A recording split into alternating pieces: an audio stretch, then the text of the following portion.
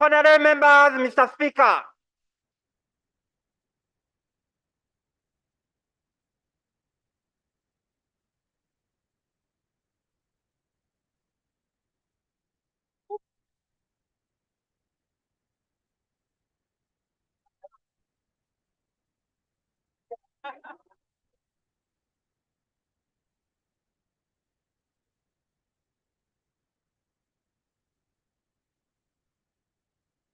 Prayers. Almighty God, who in your infinite wisdom and providential goodness have appointed the offices of leaders and parliaments for the welfare of society and the just government of humanity, we beseech you to look upon with your abundant favor these your servants, whom you have been pleased to call to the performance of such important trusts in this land. Let your blessing descend upon them here assembled, and grant that they may, as in your presence, treat and consider all matters that shall come under their deliberation in so just and faithful a manner as to promote your honor and glory, and to advance the good of those whose interests you've committed to their charge. Amen.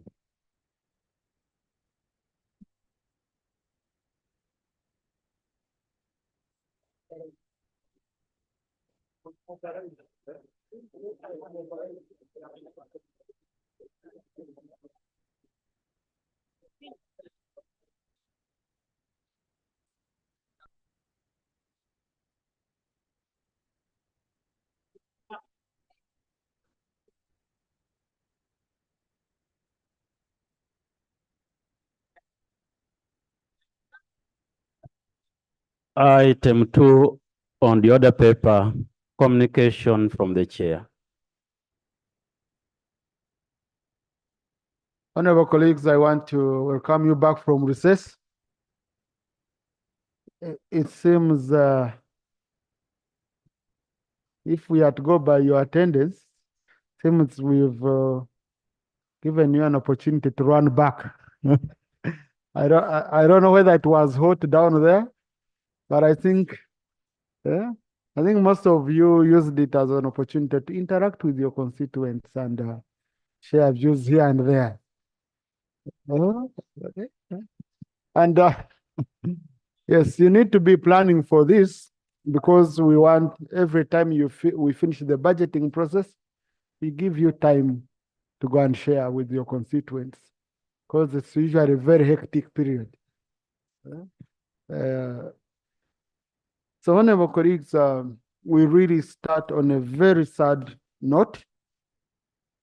I hope most of you have already known that we've lost the Honorable Aripe Simon Peter, the member of the NRM Central Executive Committee, who has been the vice president of the NRM for Karamoja.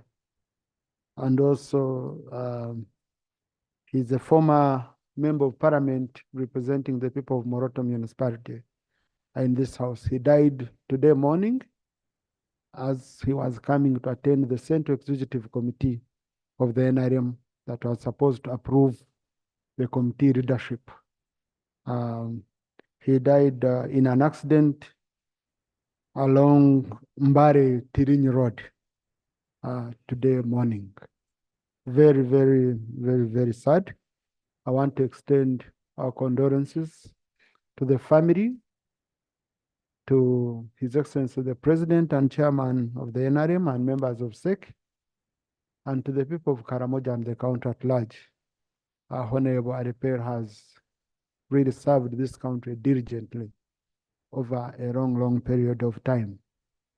Burial arrangements will be communicated later today in the SEC meeting. I'm told this is one of the matters which were discussed, and they'll be communicating to the country on burial arrangements. But also in the same vein, our honorable colleague, the Honorable Sharon Leka Barimoy, the woman MP for Guru District, has this morning lost her husband, Mr. Ajera Nobat, at Murago Hospital. I talked to her this morning. She was heartbroken. Honorable colleagues who can reach out to her please console her and put her and family in prayer. And on behalf of Parliament, I extend our condolences. Now, also again, this same week, honorable colleagues, I know most of you are Gen Zs. So, yeah, so Honorable Timugiwi, Honorable Kwizera Wagahungu, Honorable Mara, no, Honorable Mara doesn't qualify in that category. But this week, on a very sad note, we lost again Mr. Matthew Kenya, former Secretary of UNEB. Most of you on your academic documents, you will see the signature of Mzee Matthew Kenya, and really very, very sad, very, very sad. So I request honorable colleagues that we stand up and observe a minute of silence in respect of our colleagues.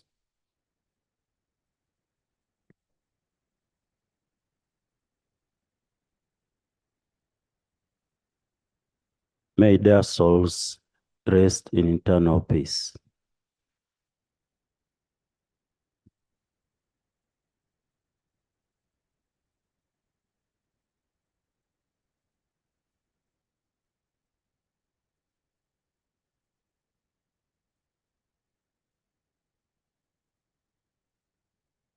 Honorable colleagues, His Excellency the President has returned 2 bills which we approved in this House. He has returned them for reconsideration. And these bills, one is on the UNESCO Amendment Act 2024. And as required under our rules, I have to read for you the President's communication regarding this bill, dated 16th July 2024, and addressed to the Right Honorable Speaker, Anita Anet Among. Return of the National Commission for UNESCO Amendment Act 2024. The National Commission for UNESCO Amendment Act 2024 has been presented to me for assent. I have, however, noted the following issues that need reconsideration by Parliament. 1. The Amendment Act establishes a department instead of a unit. Section 4 of the Amendment on Re-establishment of Uganda National Commission for UNESCO provides that on the commencement of this act, the Uganda National Commission for UNESCO shall be re-established as a department in the ministry responsible for education without corporate status. The implication of this section is that UNATCOM is established as a legal entity, but without corporate status. This is contrary to the public service practice, where a ministry refers to a set of formal arrangements, including the structure of ministries, departments, divisions, and other operation units, all established administratively with cabinet approval. Therefore, it is cabinet that establishes such structures and not Parliament. Cabinet already decided that UNATCOM be retained as a unit in the Ministry of Education and Sports under Cabinet Extract CT 2028-128. In addition, the ministry structure is usually organized hierarchically with the ministry on top, the various functional departments below, several specialized functional divisions further below, and followed by many functional units and various functional sections, respectively. It also means that UNATCOM would be the only department or unit out of all the departments in the ministry established by law. In view of the above implications, the section should be deleted from the Act. The Ministry of Public Service should work on the structure for UNATCOM as a unit in the Ministry of Education and Sports, as decided by Cabinet, and communicate the approved structure by establishment notes, as is the practice. 2. The Amendment Act continues the terminology of a commission in the long title. The long title to the Amendment Act 2024 reads that an act to amend the National Commission for UNESCO Act 6 of 2014 to remove the corporate status of the Uganda National Commission for UNESCO and make the ministry responsible for education the Secretariat for the National Commission for UNESCO in order to give effect to the government policy on rationalization of government agencies and public expenditure and for related purposes. However, the long title in Section 5 of the Amendment Act on substitution of long title to Act 6 of 2024 reads that for the long title to Act 6 of 2014, herein referred to as the Principal Act, there is substituted the following: an act to provide for the establishment and operation of the Uganda National Commission for UNESCO, UNATCOM, provide for the object of the commission, provide for the functions of the commission, provide for the secretariat of the commission and related matters. The two are different and may subsequently cause legal confusion. Under Section 14 of the Uganda National Commission for UNESCO Amendment Act 2024 on substitution of heading of Part 3 of Principal Act, it reads that for the heading of Part 3 of the Principal Act, there is substituted the following: Part 3, Administration of Commission. Under Section 15 of the Uganda National Commission for UNESCO Amendment Act 2024 on substitution of Section 13 of the Principal Act reads that for Section 13 of the Principal Act, there is substituted the following: Administration of Act, the Commission shall be administered by the ministry responsible for education. The continued use of the terminology commission in Section 5, 14, and 15 of the Uganda National Commission for UNESCO Amendment Act 2024 is in conflict with the cabinet decision establishing UNATCOM as a unit in the Ministry of Education and Sports. For consistency purposes, the two long titles should be reconciled to read the same, and the term commission should be removed from the Amendment Act wherever it appears to avoid misrepresentation and conflict. 3. Title of the officer responsible for administration of the mainstreamed entity. Section 16 of the Uganda National Commission for UNESCO Amendment Act 2024 on substitution of Section 14 of Principal Act reads that for Section 14 of the Principal Act, there is substituted the following: officer responsible for administration of commission. It provides that the ministry responsible for education, in consultation with the ministry responsible for the public service, shall appoint or designate a public officer of the ministry who shall be referred to as the Secretary General and who shall be responsible for the administration and the day-to-day operations of the commission. The implication of this section is that if their salary is higher than the salary to be pegged to the mainstreamed position in the Ministry of Education, the deployed officers will retain their higher salary. This is because their salary is protected by Clause 1 of Article 158 of the Constitution, which provides that where any salary or allowance of the holder of any office is charged on the consolidated fund, it shall not be altered to his or her disadvantage after he or she has been appointed to that office. This has huge financial obligation on the ministry's budget.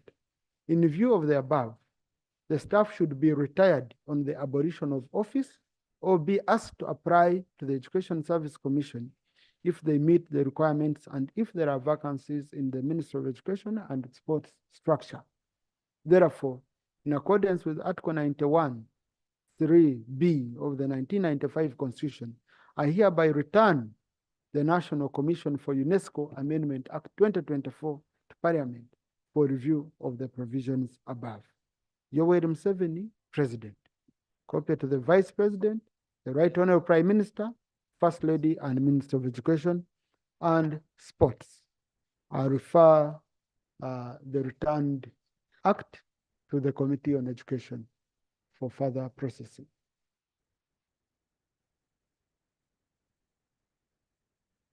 The second one also dated 16th July 2024, addressed to the Right Honorable Speaker.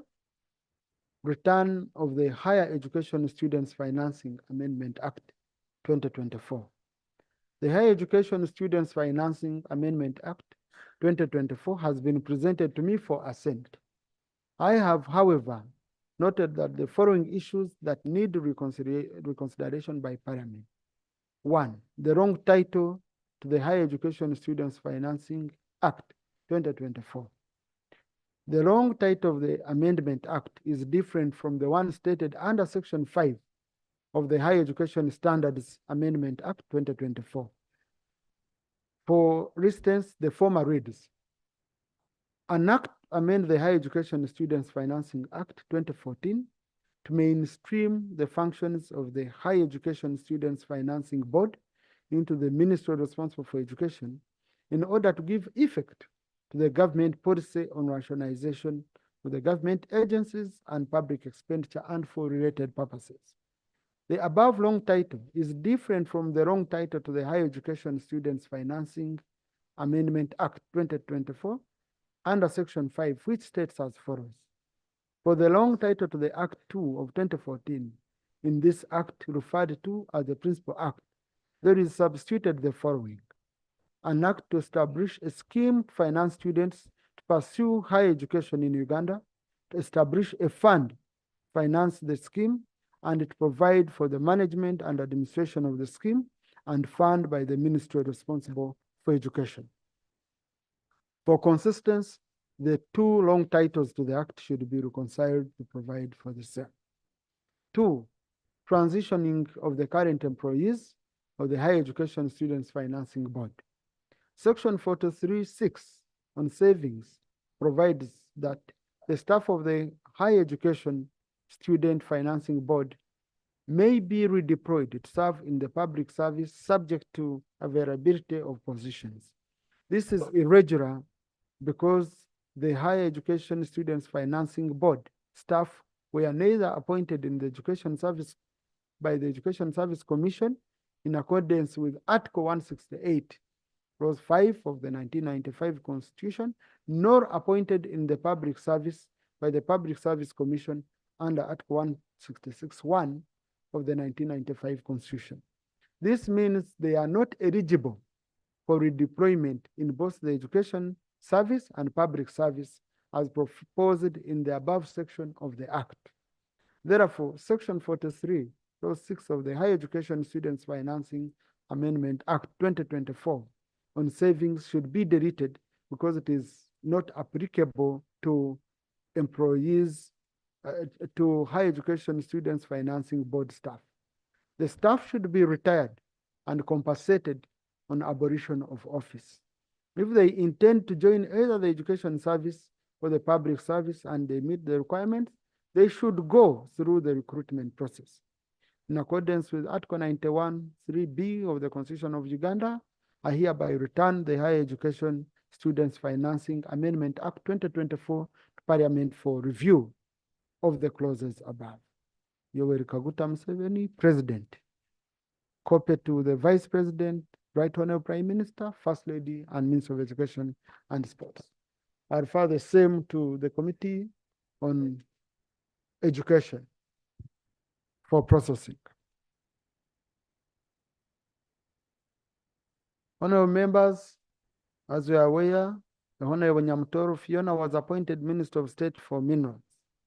However, she has been representing Parliament on the Commonwealth Parliamentary Association. I have received communication replacing her with Honorable Odoi Bernard, Youth Representative, Eastern Region. Honorable Odoi Bernard, I wish you the best of luck. I want to thank you, Honorable colleagues. So the Gen Zs are represented now, once again. Honorable members, I have matters of national importance that I would, let me first give Rope first, and then Mujite.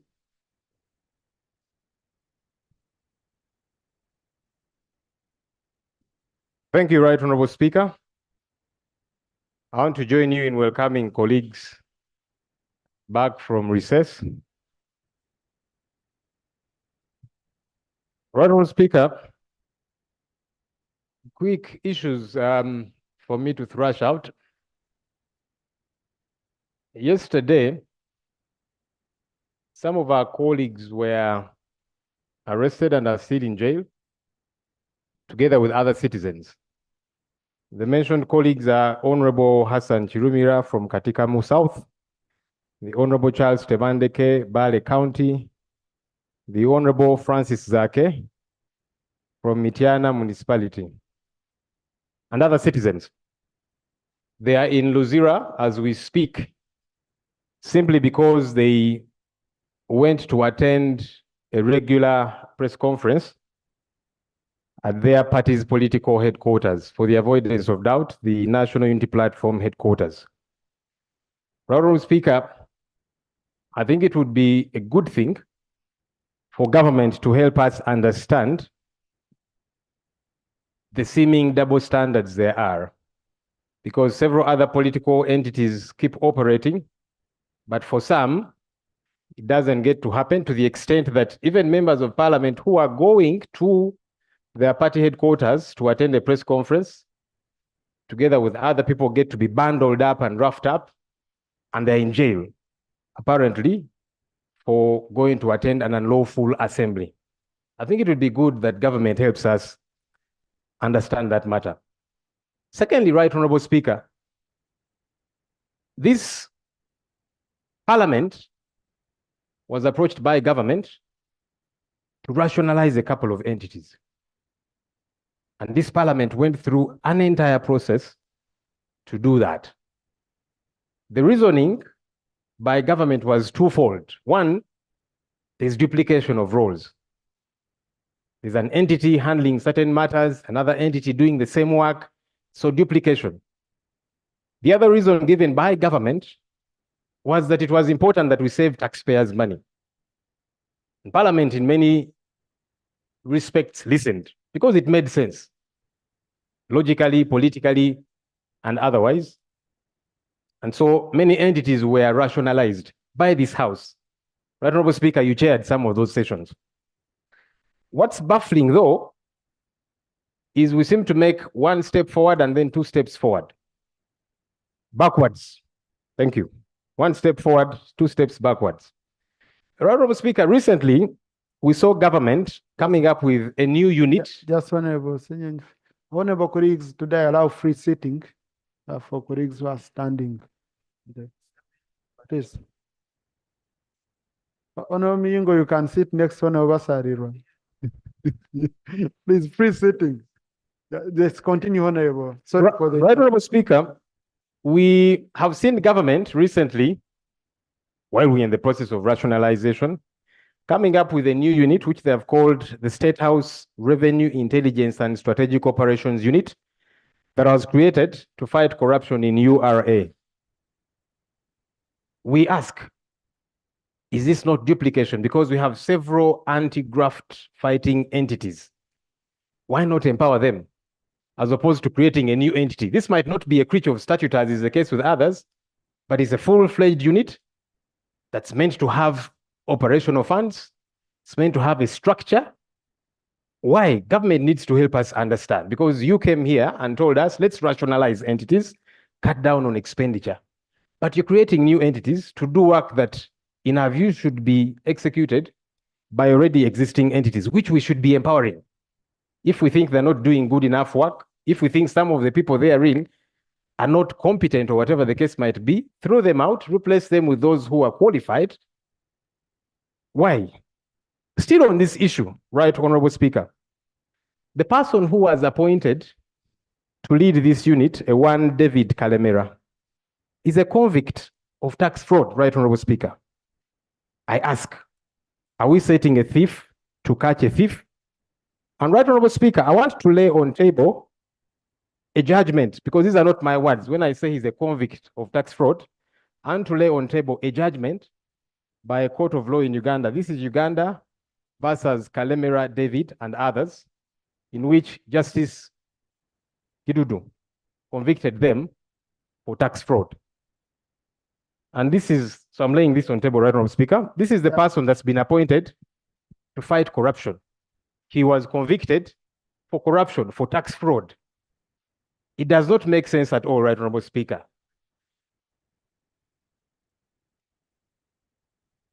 People are saying I should... Maybe the full citation. That's all right. I just wanted to redeem Parliament's time, but since you have allowed, right, Honorable Speaker... The case number. Republic of Uganda, in the High Court of Uganda, Anti-Corruption Court at Kololo, criminal case number 7 of 2018. And the parties, Uganda being the prosecutor versus 1 Kalemera David as accused number 1, accused number 2, Semanda Ian, accused number 3, Kazibwe Ronald. And this is the judgment of court that convicted these people.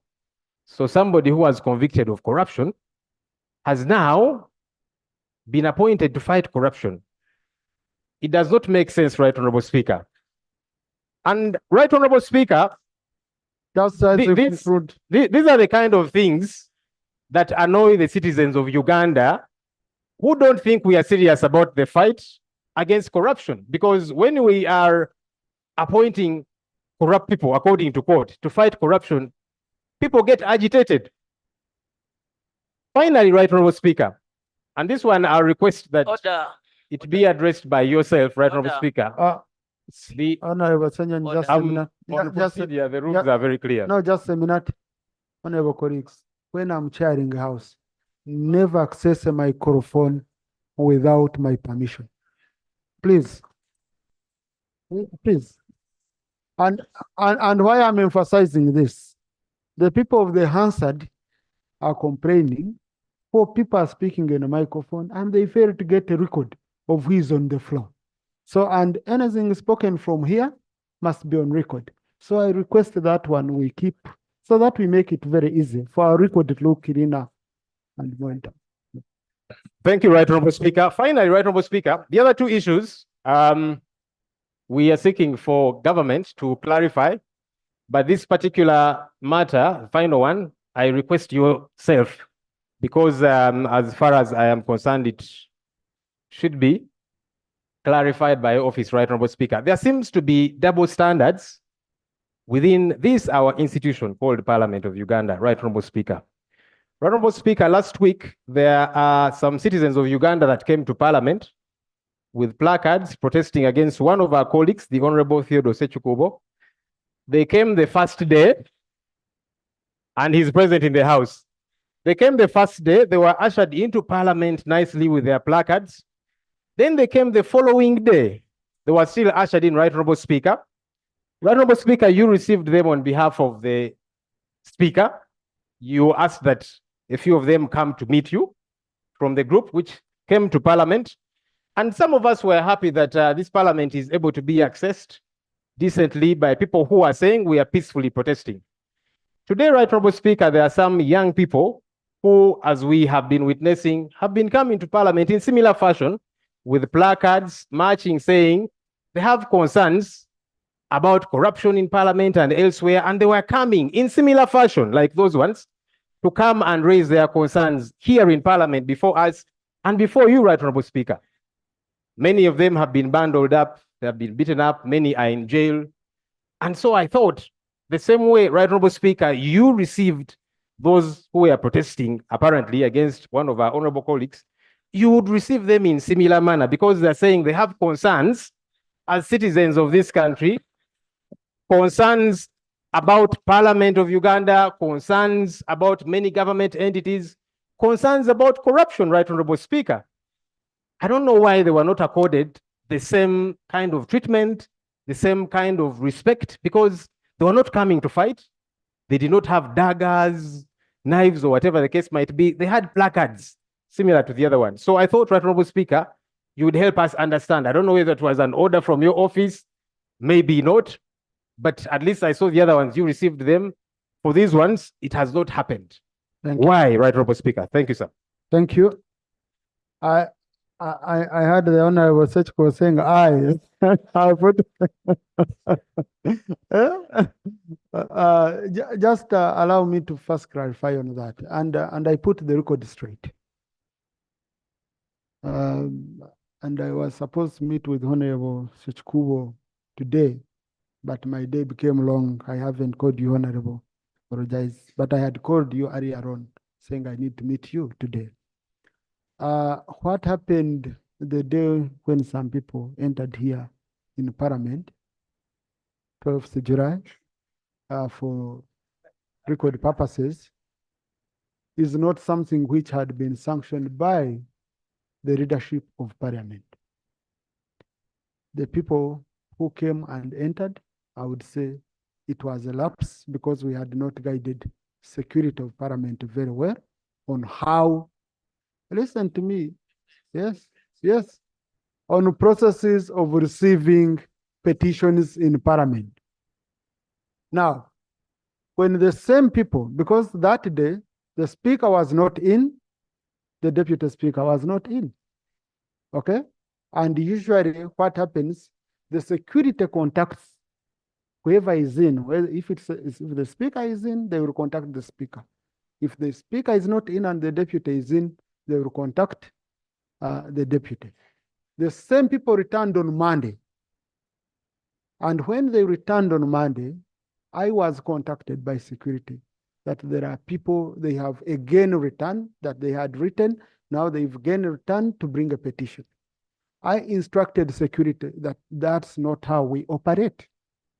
I told security, please, let them go outside Parliament, and 3 people, I said 3 people can bring and present a petition. And I said, I don't need cameras to receive a petition because our rules of procedure are very clear on how we process petitions. And indeed, they were complaining, saying I've not listened to them, but they chose 3 people who brought a petition, and it's in my office.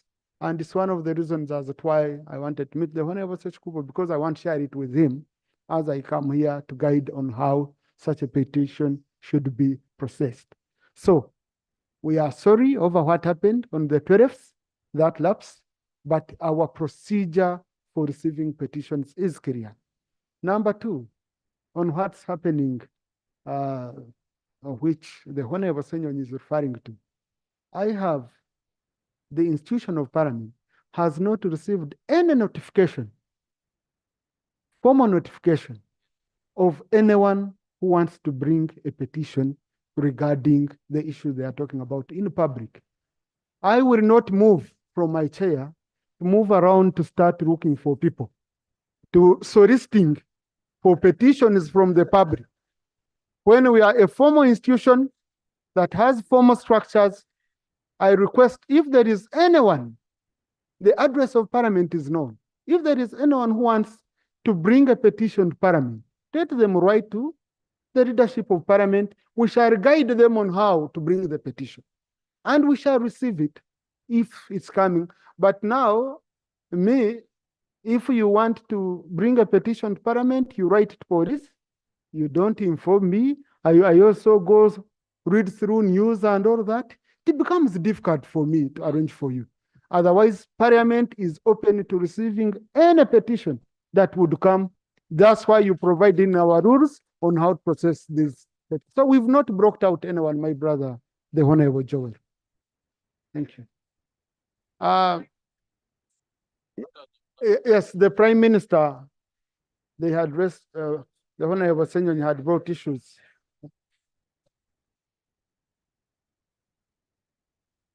Right, Honorable Speaker and honorable colleagues, welcome back. I will start by addressing the first question using Article 23 of our Constitution. Those of you with a copy can go through it, on protection of personal liberty, and go to sub-article 4B. Upon reasonable suspicion of his or her having committed or being about to commit a criminal offense under the laws of Uganda. I will address myself on this. So I want colleagues. I will also read that one. Colleagues, the government of Uganda is charged with the responsibility to take care of security of people and persons and their property. And so it is under that some of our colleagues are under detention. But the law is clear. They will go through the legal process, and I believe if they are innocent, they will be released. Honorable Gilbert, the Prime Minister is reading for you the law. Yeah? You read the law. Let her finish reading for you the law. And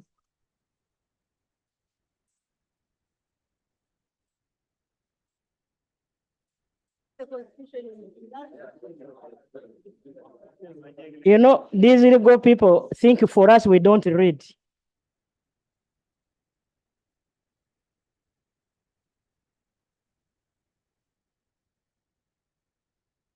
Well, Honorable Speaker and colleagues, Honorable Gilbert Oranya, what's the problem? Thank you, Right Honourable Speaker. Right Honourable Speaker, the Prime Minister of the Republic of Uganda, she put it clearly that the role of the security is to take care of this country, of the government. Right Honourable Speaker, the members of parliament who were arrested, they were arrested when they were going to attend the press conference as usual. Right Honourable Speaker, each and every week, all parties have their presser. NUP, as the political party, invited its members of parliament and comrades to attend press conference. And right now, the Red Hall Prime Minister, she is insinuating that those members of parliament, they were intending to disorganize this country. Right Honourable Speaker, there were no evidence. If someone is moving to attend a press conference, what evidence do you have that the person wanted to disorganize the government? Your point of order? Right Honourable Speaker, is the Right Honourable Prime Minister in order to insinuate that all those ones who are ever going to attend press conference are going with an intention of disorganizing this government when you don't know what they are going to talk about? Is he in order? Thank you. Now, honorable colleagues, if you are seated in my chair, you'll find guiding on a point of order on matters of how people interpret situations becoming difficult. To her, they had the intention. To you, they didn't. Now, I think both of you are correct. Huh? Because each one of you, you're entitled to your own opinion and interpretation. Because these are issues of opinions. These are issues of opinions. So, right on the Prime Minister conclude. Attorney General, you wanted to add on something? Thank you very much, Right Honourable Speaker. Right Honourable Speaker and colleagues, I think, Right Honourable Speaker, you have ruled quite well. And since they are both correct, the judge where the matter is will be the final arbiter. I beg to submit.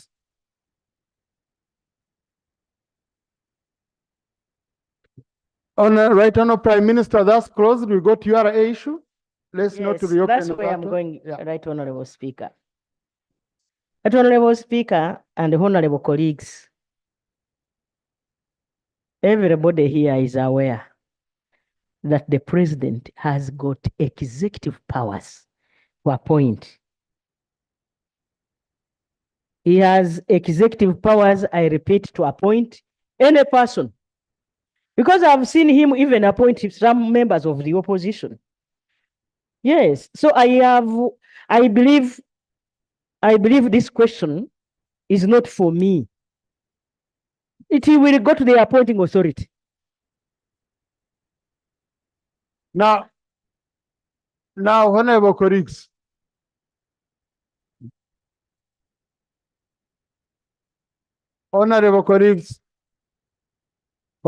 No, right on, Prime Minister, don't bother yourself. Secondly, honorable members,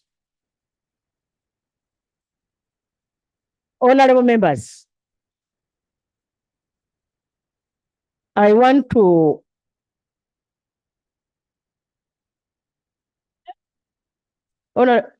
I need your protection, right honorable speaker. Honorable members, I want you to also appreciate that people change. Change is a fact of life. And so people can change and be good people. Secondly, if you want to catch somebody, you send there somebody who is knowledgeable. Now, honorable colleagues,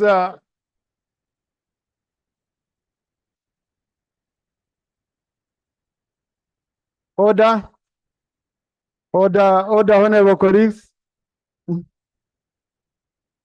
Order, honorable colleagues. Yes. Honorable colleagues, what's very critical is that we have sectoral committees which handle these matters. I would really want to leave it to the sectoral committee in charge of the sector, which will be looking at the impact of the creation of such offices, whether it has helped us to make more progress, or whether it has not added any value, because in the end, we budget for it from here. Okay? So I would say, let the sector committee interest itself on this matter. Honorable Mwijuche? Thank you so much, Honorable Speaker. The procedural matter I'm raising is in relation to the extraordinary deployment and presence of the army in Kampala City and the rest of the country. Right, Honorable Speaker, I am wondering whether we are at war. While coming here, I met very many members manned by the army.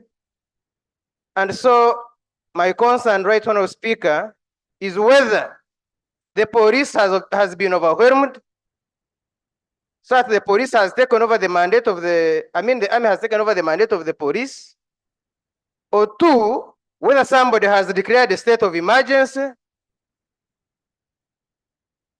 And so as people's representatives, right, Honorable Speaker, we need government to brief us on what is happening in the country so that we know. Because as I talk now, the members are all over, people are running away, we are surrounded, so we want to know. Thank you very much, Honorable Speaker. I hope here you're not surrounded. You're surrounded by colleagues here. Yes. Now, Jackson, is it on the same? Honorable Chivundi? Yeah, right, Honorable Speaker. This August House is the House of Representatives of the people. Our cardinal fundamental role is to sniff out what concerns Ugandans and unflinchingly come to this house and debate those matters. In the whole of East Africa, not only in Uganda, but in the neighboring Kenya, young people are raising their voices. They are speaking boldly and acting like so. The crisis why they are speaking is that they feel is that their issues don't feature on the agendas and on the order paper of houses of representatives. Therefore, for us to treat this matter and give it the weight it deserves and give it justice and create a tempo where voices can be heard, because democracy has no meaning if those who have an opportunity to speak don't speak the concerns of those that have the responsibility, have concerns to speak. My appeal to you, right, Honorable Speaker, is that this, what is going on, and Parliament sits in these extraordinary circumstances, surrounded by forces that ordinarily go to war. Therefore, it requires this House to find space and adequate time, whether it had school, for us to come here and debate the concerns of those people boldly.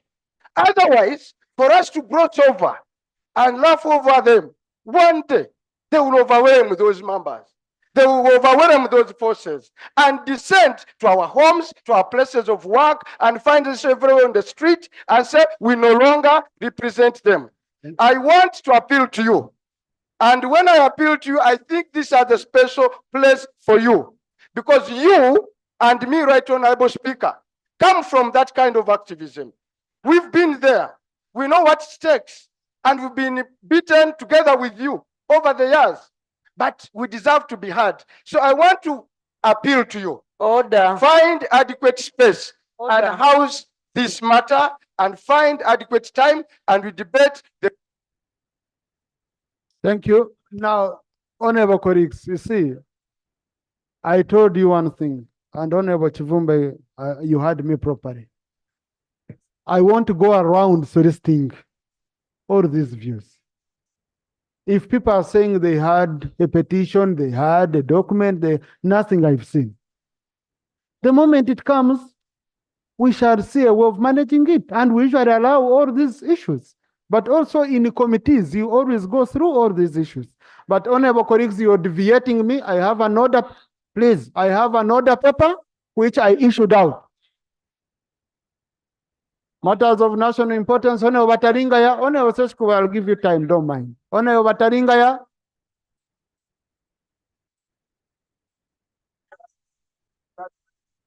Honorable colleagues, please. Please, honorable colleagues, I request you. Honorable, look, let me first guide. Please, let me first guide. Honorable colleagues, when a speaker is speaking, you have to be seated. When a speaker is speaking, you have to be seated. When a speaker is speaking, you have to be seated.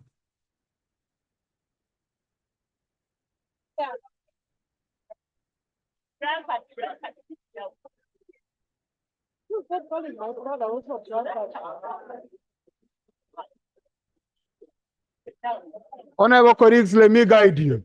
Please. Let me just give you, let me guide you, let me give you the simplest guidance. Number one, there are many people who want to speak in this house. So if I don't pick you, it does not tantamount to not giving members an opportunity to speak. Number two, honorable colleagues, standing in front here, you look me in the face with threatening eyes and warnings is not what is going to give me, to push me, to give you, in fact, you're corrupt because you're trying to corrupt me into giving you an opportunity to speak. You don't want me to follow my instinct and fairness. But number three, honorable colleagues, and I want to make, honorable Sereko, I want to make this appeal to you. Yes. I want to make this appeal to you, honorable colleagues. Now, please.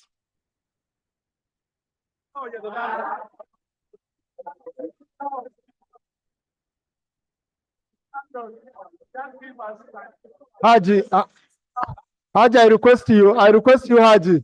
Don't listen to them, Haji. Listen to your speaker. Just be seated. No, please.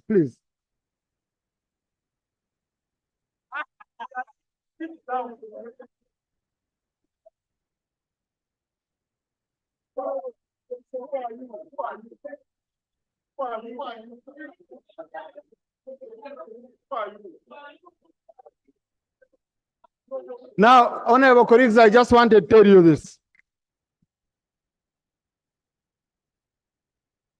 Can I, Honorable Oroni, please, just let, if there is any MP wants to remain standing, let them remain standing. But I wanted to request you, please, honorable colleagues, stop exchanging with each other.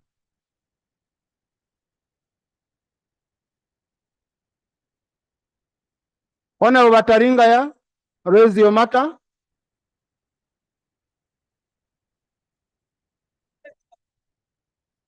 Thank you, Right Honorable Speaker. Honorable Taringa, raise your matter. Thank you, Right Honorable Speaker. I rise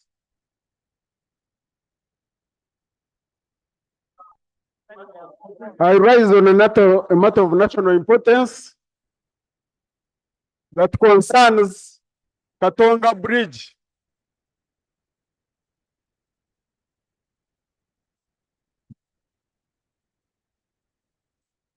Please. Honorable Ngopek, take your seat. Honorable Speaker, Katonga Bridge is 80 kilometers on Kampala Masaka Road.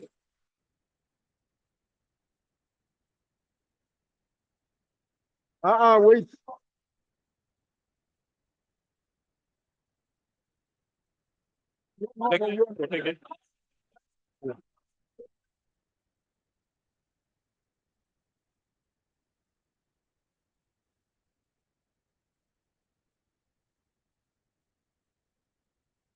Yes, Katonga Bridge is on Masaka Road, 80 kilometers from Kampala.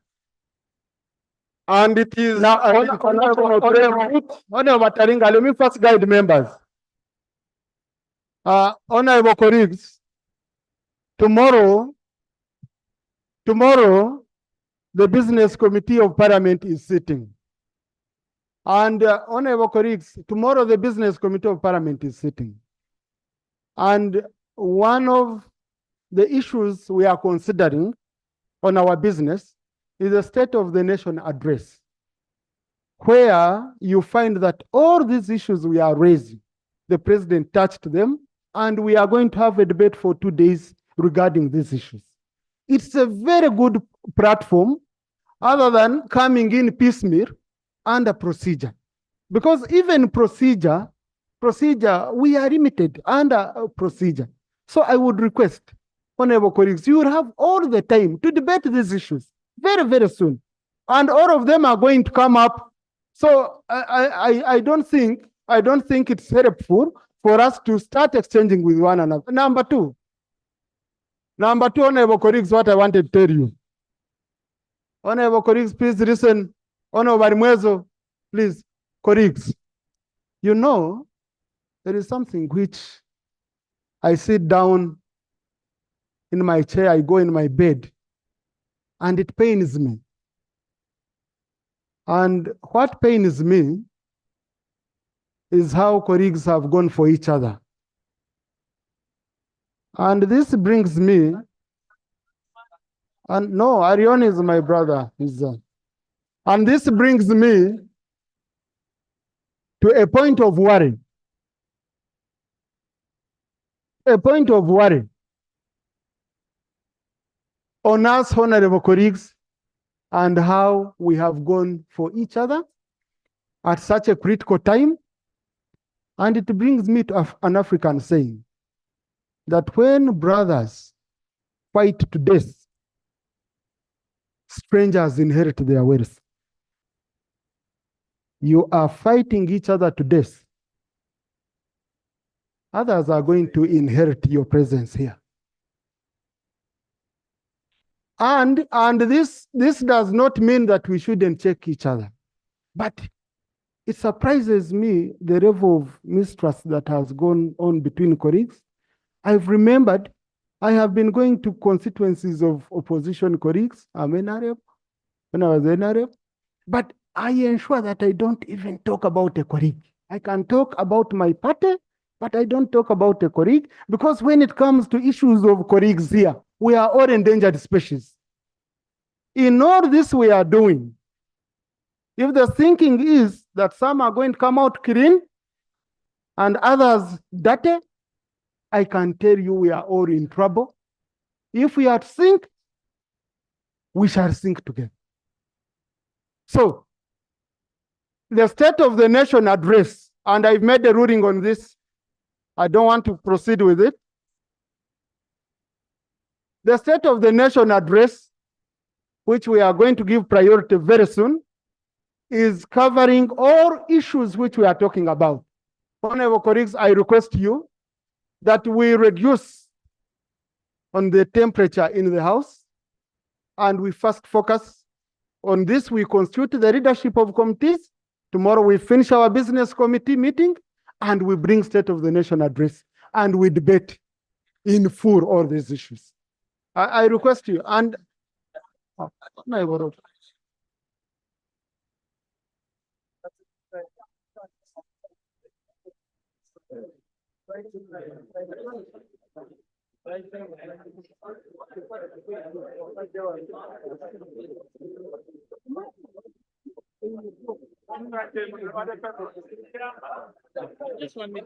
I had allowed Honorable Bataringaya.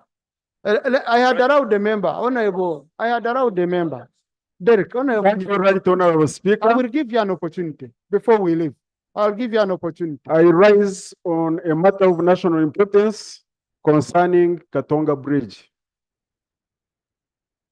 Katonga Bridge. Katonga Bridge is an international route.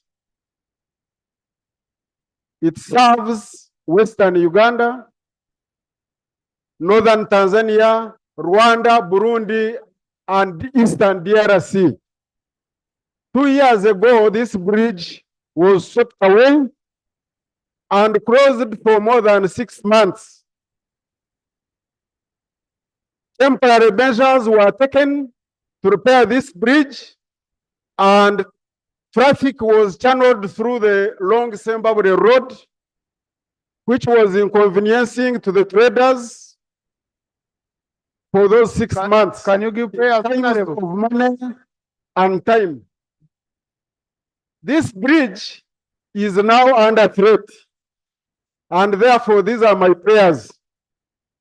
1, can the Minister of Works explain why the site has been abandoned and there is no deliberate effort to fix the important trade route? 2, can the Minister of Works give us a date by which this will be fixed and assure us?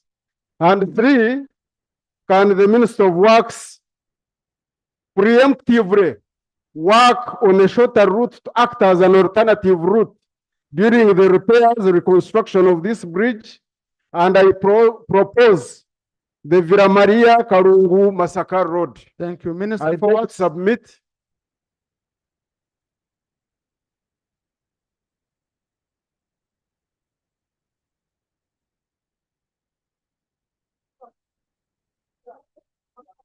Thank you very much. Right Honorable Speaker, I've heard the matter of national importance raised by the Honorable Bataringaya. First of all, I want to correct the dates. The bridge was not washed away 2 years ago. It was washed away last year in May. So it's not 2 years ago. And this is what we are doing. As you have rightly said, Honorable Bataringaya, when the bridge was compromised, the safety of the bridge was compromised, we did the following.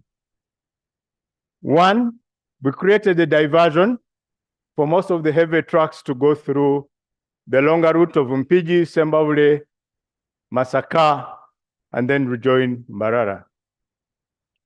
2, we put a temporary crossing for light vehicles, and the light vehicles continued crossing, including pedestrians. 3, we have now put a bail bridge which is serving the crossing of all trucks, including heavy trucks. A bail bridge is not a permanent structure. That bridge was compromised because of the change in the environment, the meteorological changes, the change of behavior of Katonga River. We had to study the meteorological behaviors of that river so that we can make a new structure which is resilient and will stand the test of time. We could not rush into reestablishing more or less the same bridge which had been compromised. So what has been done, a contractor has already been identified and has already been given the contract to conduct the new design of that bridge. The design has been made. This was a build and design contract. The design was made. The design has been reviewed and the design has been passed. So the construction of the bridge will start around October when everything else has been done. The contractor is not only addressing Katonga Bridge, the contractor is also going to address the challenges in Karandazi Swamp, in Rera Swamp, to ensure that that section of the road network is restored to meet the challenges of the truck volumes on that road. Wait, I was told to answer Katonga. Right? So, Right Honorable Speaker, that's about Katonga Bridge. The contractor is now setting up his camps. The contractor is putting up his asphalt plant. And once it starts in October, the work will go on continuously without stopping. Members, honorable members, Right Honorable Speaker, I want us also to understand these structures are not simple structures to do. Because if we do a structure in a hurry and it gives away in a few years, it will be the same house which will put us to task. This is a very sensitive structure, and so it should be done with all the caution and with all with all the detail it deserves. So let's be patient. The bridge will be done. Thank you, Honorable Kuruo. Kuruo.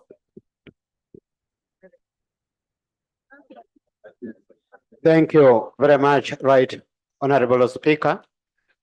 I'm raising a matter of national concern regarding the heavy hailstorm that hit the villages of Omiro, Abobore, and some parts of Amusha sub-county in Toroma County.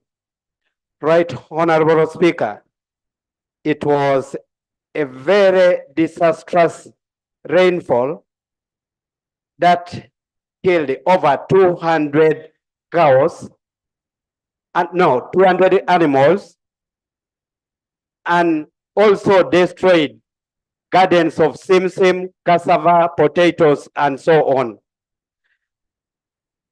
Right, Honorable Speaker, I have the report from the District Disaster Committee, which I want to lay on table. And this incident was reported clearly on the new vision of 10th. You can see a people trying to raise blocks of ice, compacted ice, more than 20 kilograms. I wish there was a way I could lay the videos. It is really very, very disastrous. My prayer, relief items in terms of food, seedlings, and non-food items like iron sheets be accorded to affected people.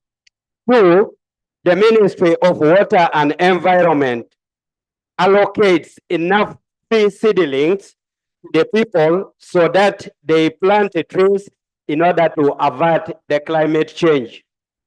3, there is a request that the silted valley dams along the area, especially Achuna Dam and Ongija Valley Dam, be desilted. And finally, Right Honorable Speaker, these people used the PDM money by these animals which were killed and even these crops which were destroyed.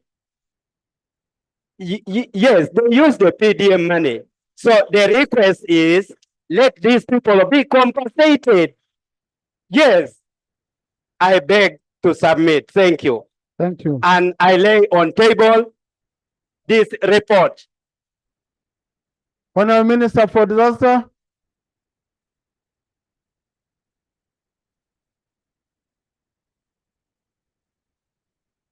Right Honorable Speaker, I do take notes, but I'll also limit myself to address the first prayer, and that is request for the relief food item. And I want to guarantee the honorable member that upon receiving the request that has been sent to office, when food is available, we will definitely deliver to support the people of Toroma. Thank you. Now, honorable colleagues, I have some items which I want sorted. Then I'm going to allow 30 minutes. I'm going to allow, listen. I lay Now, on table the disaster report on the heavy hailstorms in Toroma sub-county, Toroma Town Council, and Amusha sub-county. I beg to lay.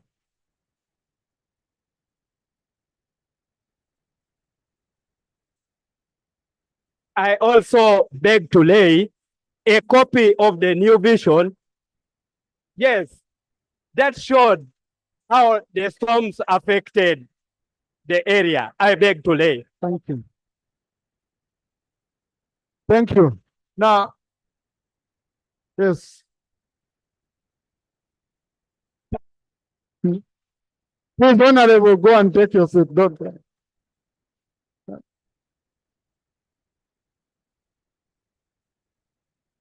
So,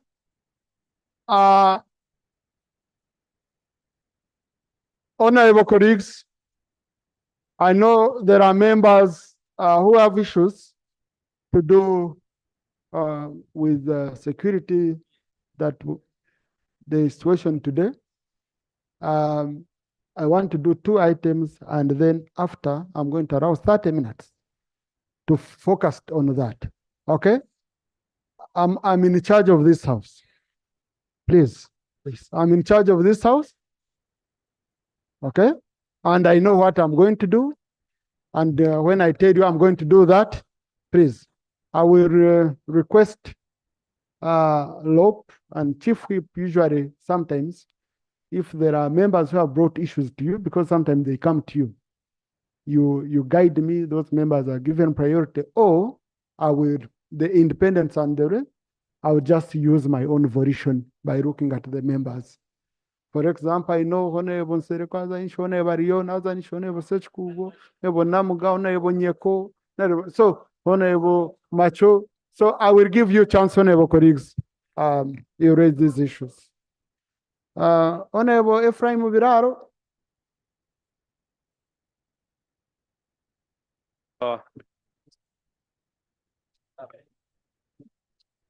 We are proceeding well. We are proceeding well. You carry on. Thank you, Right Honorable Speaker and Honorable colleagues.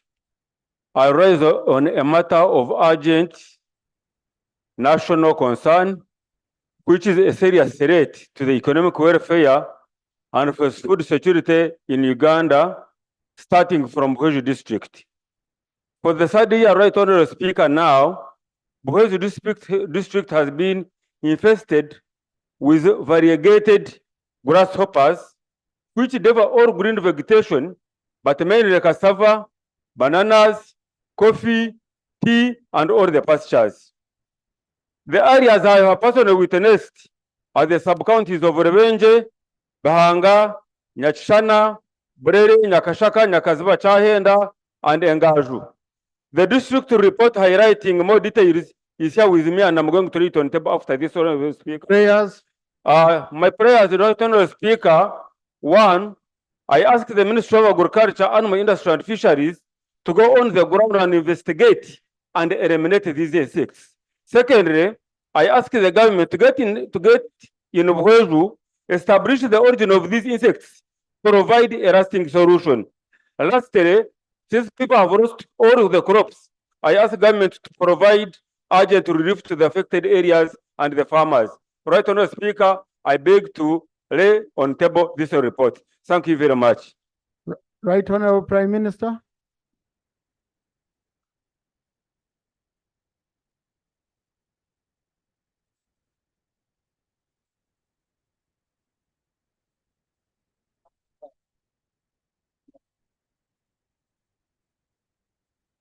Right Honorable Speaker and Honorable colleagues, the Ministry of Agriculture will go to Buhweju and we shall handle those grasshoppers. The way we handle the locusts. Honorable Aza.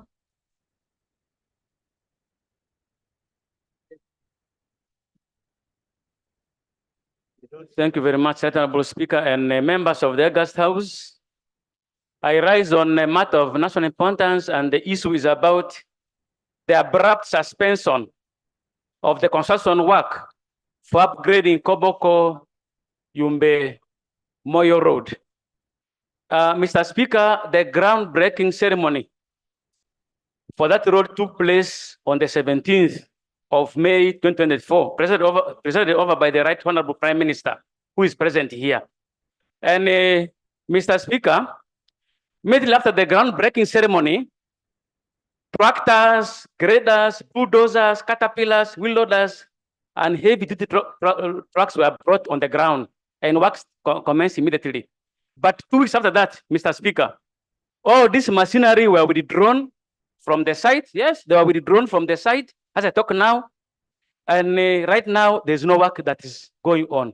And secondly, Mr. Speaker, about the road from Laropi, Moyo, and Afoji Jale Road. About that road, this parliament passed a loan and got money from African Development Bank. Honorable, please, when we are on urgent matters, let's remain. You came to my office, you said the equipment has been taken away, you want it back, they work on the road. Right, Honorable Yes, Prime Honorable Minister? Speaker, our prayers is that may the Prime Minister fast track the issue of Koboko Yumbe Moyo Road construction. Thank you very much. Honorable Minister for Works. Thank you very much, Right Honorable Speaker. I want to update the Honorable Member on what's happened in Koboko Yumbe Moyo Road. It's true, the road was launched. After the official launch, this is a project which is under the World Bank. World Bank has a lot of demands in terms of social safeguards. And for the social safeguards, for them to be accepted, first you must have a contractor on site who is going to be tested by the World Bank as far as social safeguards are concerned. And that particular area is very, very sensitive, even more sensitive than other areas because it's a refugee area. So the social safeguard demands by the World Bank are high top. So we have finished the social and environmental management plan. We have sent it to the bank and we're waiting for the bank's approval. Before we get that approval, the bank cannot allow physical works to be done. The equipment, the contractor is inside. The contractor is setting up camps. The contractor has to get ball pits. He has to get asphalt plants. He has to get quarries. You don't do all this until the World Bank has endorsed on all these sites. So this is the process which is going on. The camps are being set up. The equipment is there in the camps. And so once this is done, once the World Bank gives us a nod, the contractor will be on site. On the Moyo Afoji, we have finished the section of Atiak, Ajumani to Laropi. That section is finished. We have done the design review and the design up, and the consultant has approved the design for the bridge at Laropi. After that, we have sent the documents again to the African Development Bank, who are funding this project, for no objection. Once that no objection comes in, then the works we shall be able to put up bids and advertise for the works of that road. The bridge and the bridge at Laropi and Afoji Moyo are in one contract. So to work, they'll move together. Thank you very much. I won't submit. Right, Honorable, you wanted to add on some? I want to direct him. Right, Honorable Speaker and colleagues, I was on that road a few weeks ago. I had gone to represent the president at one of the funeral services in Yumbe. The contractor is not doing forward maintenance. And so I request, no, we agreed that you prevail over your contractor to do forward maintenance. The road is annoying. It has a lot of potholes. Let the contractor do forward maintenance, and I direct you to do that. Thank you. Honorable Bwanika.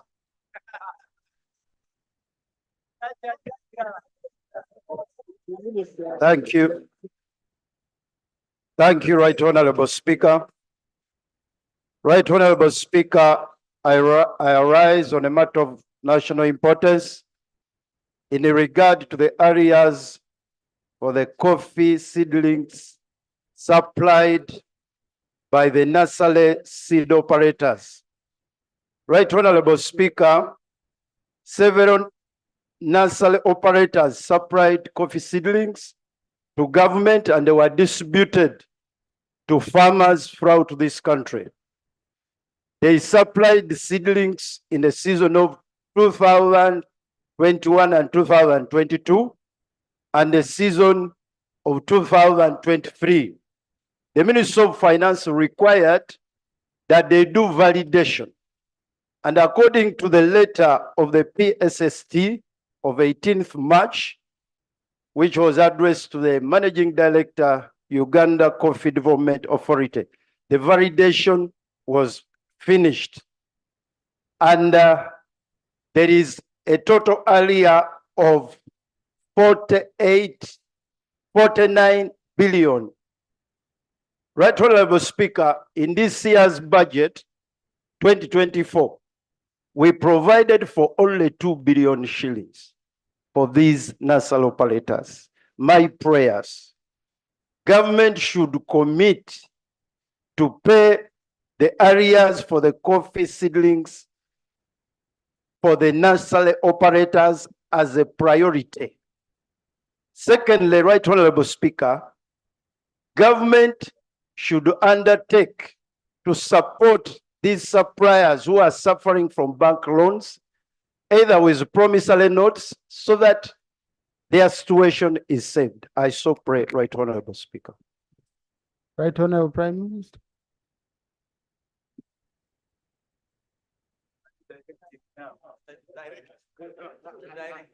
Right Honorable Speaker and honorable members, what I remember is we put 20 billion, not 2. Then we shall go and check and find out exactly what figure is in our budget. Remember, we agreed, members, that we shall pay this in a phased manner. So this financial year, which we are running right now, I remember we put 20 billion, but I will go and consult and find out. Thank you so much. Right Honorable, as you cross-check, also check for tea seedlings. The two were together. Next item. Item 3, designation of members to sectoral committees in accordance with Rule 187 and Rule 188 of the Rules of Procedure. Yes, whips, I will start with the government chief whip.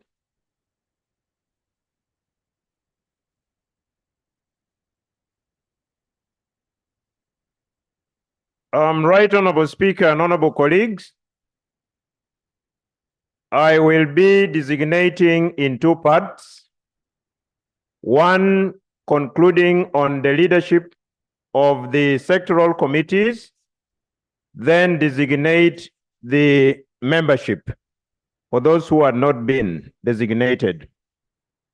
Right Honorable Speaker, Pursuant to Rule 1510C and Rule 1886 of the Rules of Procedure of Parliament, I wish to propose the designation of the following members as chairpersons and deputy chairpersons to various sectoral committees. The Committee on East African Community Affairs, I designate the Honorable Dr. Nsaba Buturu as chairperson. I also designate the Honorable Shatis Kutesa Musherure as deputy chairperson. On the Committee of Education and Sports, I designate the Honorable Kubeketeria James as chairperson and Honorable Asimwe Moli Musime as the deputy chairperson. On the Committee of Gender, Labor, and Social Development, I designate the Honorable Abwoli Kunihira Agnes as chairperson, and I also designate the Honorable Laura Kanusu as the deputy chairperson. On the Committee of Health,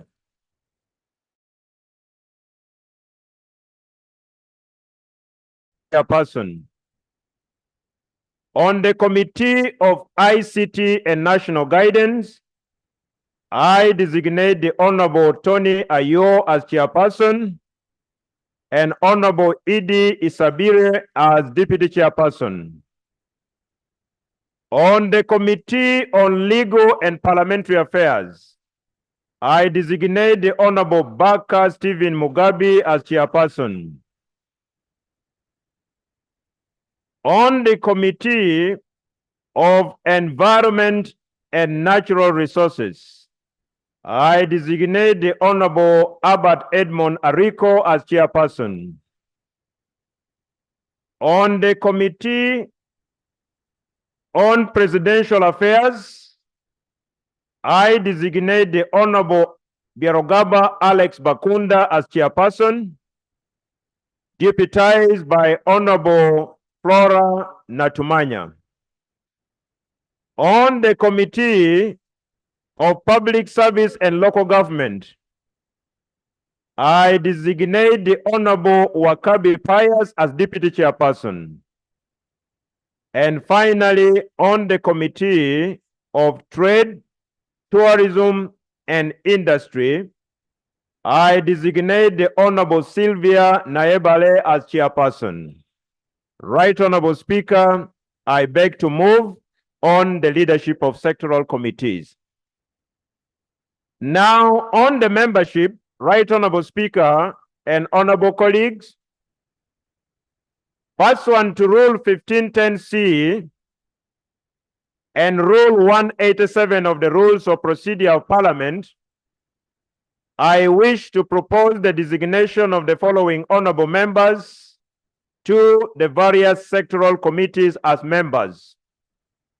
Honorable Loki Peter Abrahams, Legal and Parliamentary Affairs. Honorable Kefa Chiwanuka, Committee on Finance. Honorable David Ochwa, Committee on Finance. Honorable Avu Jane Pachuto, Committee on Finance. Honorable Committee on Education and Sports. Honorable Dr. Charles Ayume, Committee on Finance. Honorable Jennifer Muhesi, Committee on Presidential Affairs. Honorable Najuma Sarah, Committee on Legal and Parliamentary Affairs. Honorable Mbabazi Jennifer Chomohendo, Committee on Finance.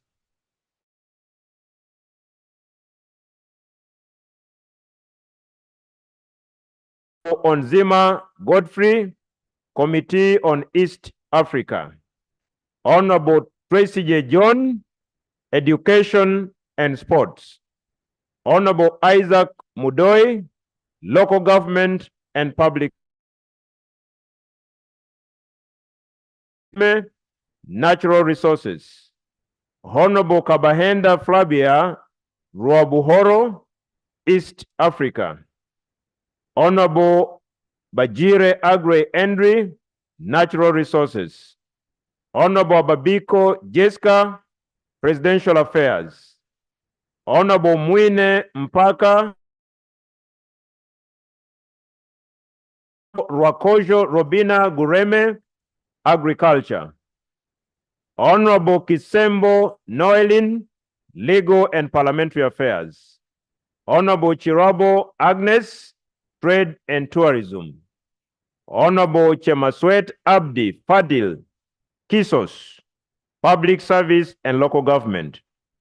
Honorable Dr. Emmanuel Otiam Otala, Agriculture. Honorable Christine Apolot, Natural Resources. Natural Resources. Right Honorable Speaker and Honorable colleagues, I beg to propose for the approval of the House. In terms of designation, thank you. Thank you, Honorable colleagues. I now put the question that the sector committees be reconstituted as proposed. Those in favor say unto the contrary nay. The ayes have it. Honorable Such no.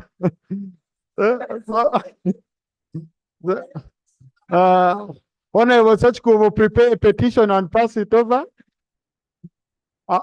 I'll ensure the Chief Whip explains why for 25 years you have colleagues in the gallery, in the visitors gallery this afternoon. We have executive committee members of the Commonwealth Hansard Editors Association, Africa region, who are here for a 1 week long meeting. Oh, please, Honorable. Yeah, yes. The executive committee members of the Commonwealth Hansard Editors Association, Africa region, they are in the visitors gallery, and they are here for a week long meeting. And the executive committee comprises editors of Hansards, and they are Mr. Stephen Katara Banda, editor of Hansard, Parliament of Malawi, and president of the association. Oh, yes. Yes, Ms. Modesta Sekeleza, assistant secretary of the association, also from the Parliament of Malawi. Mr. Samuel Songa, editor of Hansard, Parliament of Sierra Leone. Mr. Adam Idrisu, editor of Hansard, Parliament of Ghana. And Mr. Moses Bwaratum, editor of Hansard, Parliament of Uganda, who is the host. Thank you for attending this plenary, visitors, and we hope you're enjoying your stay in Uganda. Next item. Item 4, laying of papers. 1, the law revision, printing, and publication of the 7th revised edition of the principal laws of Ugandan Instrument 2024.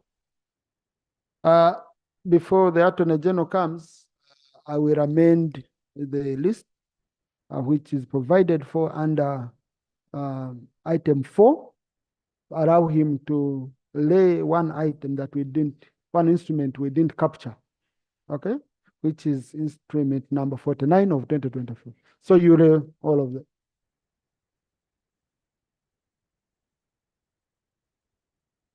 Right, Honorable Speaker and honorable colleagues, members of Parliament. I authorize the Uganda Law Reform Commission to prepare the 7th edition of the laws of Uganda. The Law Revision Act, Section 3.3, requires the Attorney General to lay before Parliament the statutory instrument authorizing the printing and publication of the revised edition. Further, Section 4.2 of the same Act requires the Attorney General to lay before Parliament for information the statutory instrument appointing the date on which the revised edition is to come into force. As required by Section 4 of this Act, I appointed the first day of July 2024 as the date on which the revised edition should come into force. Consequently, Right Honorable Speaker and honorable colleagues, the 7th edition of the laws of Uganda came into force on the first day of July 2024. The laws of Uganda that were in force as at 31st December 2023 have been included in the revised edition. All the laws have been allocated chapter numbers under which they will be cited henceforth. The provisions of the law that were spent, declared unconstitutional or repealed by other laws were removed, and as a result, the numbering of sections has changed. Copies of the revised edition of the 7th edition are available with the Uganda Law Reform Commission.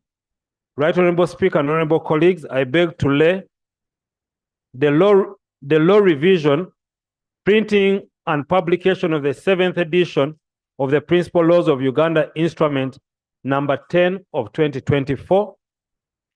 I beg to lay the law revision, commencement of the 7th edition Principal Laws Instrument number 49 of 2024. I beg to lay. Thank you, Attorney General. These are for information purposes. I therefore request the clerk put them in the library so that each one of us can easily access. Item 4.2, Parliamentary Pension Scheme Biennial Report for the period ended December 31st, 2023. Honorable Commissioner.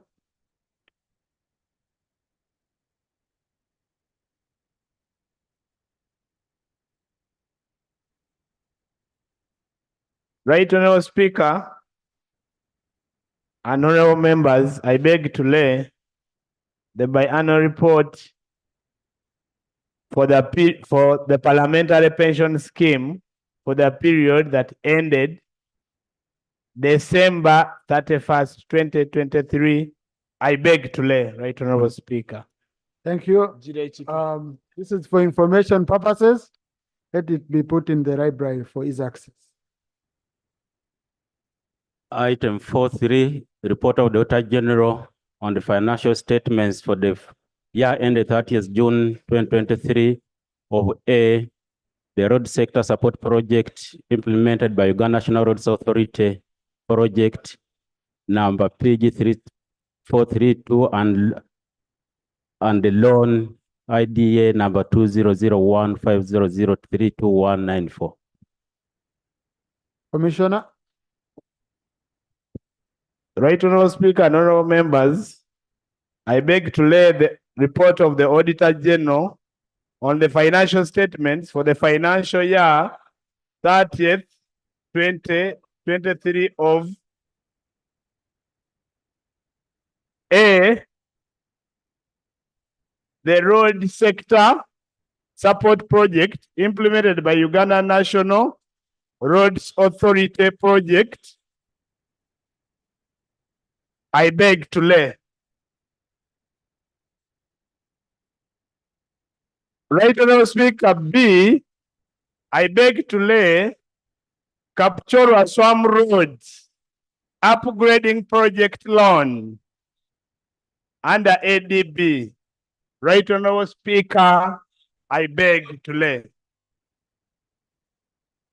And C, I beg to lay, Right Honorable Speaker, the Busegampiji Road project.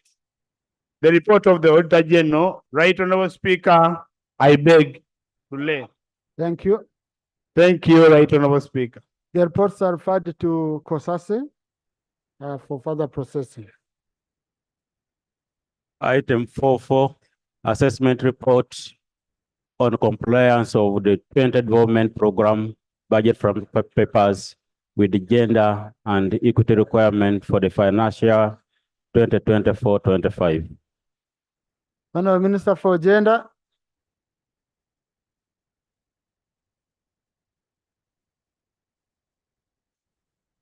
Right Honorable Speaker, pursuant Section 9, 1 and 6, A and B, and 13, Roman 1E, and the Public Finance Management Act 2015, Section 14 of the Equal Opportunities Commission Act, Cap 7, and Section 4.216 of the Treasury Instructions 2007, the Commission assessed 20 national program budget framework papers for compliance with gender and equity requirement financial year 2024-25. Out of 20 programs, 19 programs met the minimum requirements. No, While one program, digital transformation, Honorable, we did don't not go into submit. those, please, we don't go into these details. Just lay, the Right, rules Honorable don't Speaker, provide for that. I beg to lay the compliance report of the national programs, budget framework papers with gender and equity requirements.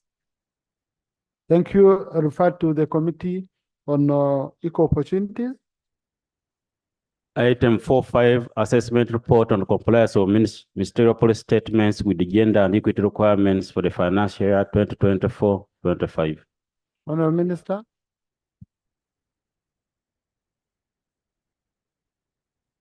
Right, Honorable Speaker, I beg to lay the compliance of the ministerial policy statement with gender and equity requirements report. I beg to lay. Refer to the Committee on Kosase. Item 4.6, the public procurement and disposal of public assets authority annual performance report for the financial year 2022-23.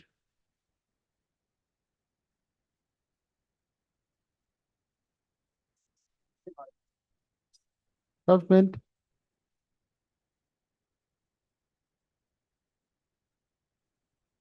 Is this the one?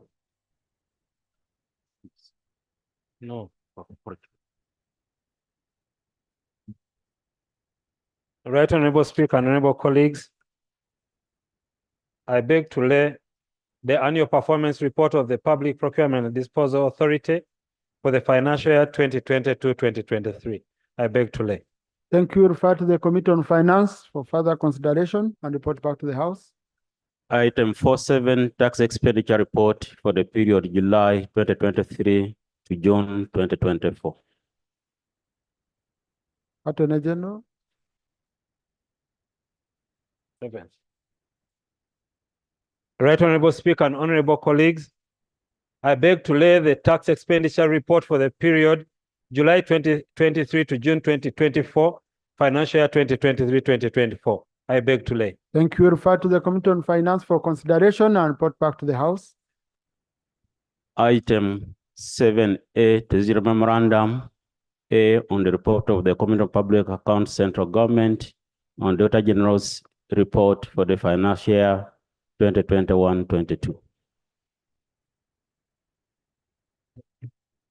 Right, Honorable Speaker, honorable colleagues, I beg to lay the Treasury Memorandum on the report of the Committee on Public Accounts, Central Government on the Auditor General's report for the financial year 2021-2022. I beg to lay. Thank you. Referred to the Auditor General as per Rule 221 of our Rules of Procedure. Item 4.8B, the report of the Public Accounts Committee commissions statutory authorities and state enterprises for the financial year 2021-22.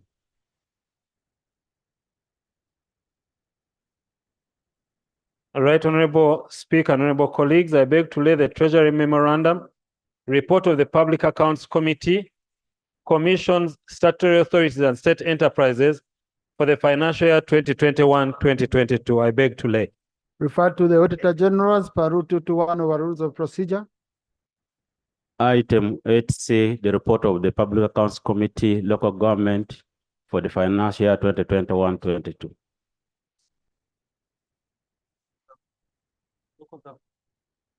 No, these are reports of finance. Right, Honorable Speaker, honorable colleague, I beg to lay the Treasury Memorandum on the report of the Public Accounts Committee, local government for the financial year 2021-2022. I beg to lay. Referred it to the Auditor General. Thank you. Item 4.9, supplementary Treasury Memorandum on the report of the Auditor General for the financial year 2020-21. Right, Honorable Speaker, honorable colleagues, I beg to lay the supplementary Treasury Memorandum on the report of the Auditor General for the financial year 2021-2022. 2022. I beg to lay. Thank you. Attorney General referred to the Auditor General for further management. Now, honorable colleagues, I promised you that once we finish these items, I'm going to give you time so that you can raise some of the issues which you wanted to raise. I'll start with Honorable Jonathan Odur, followed by Honorable Sereko.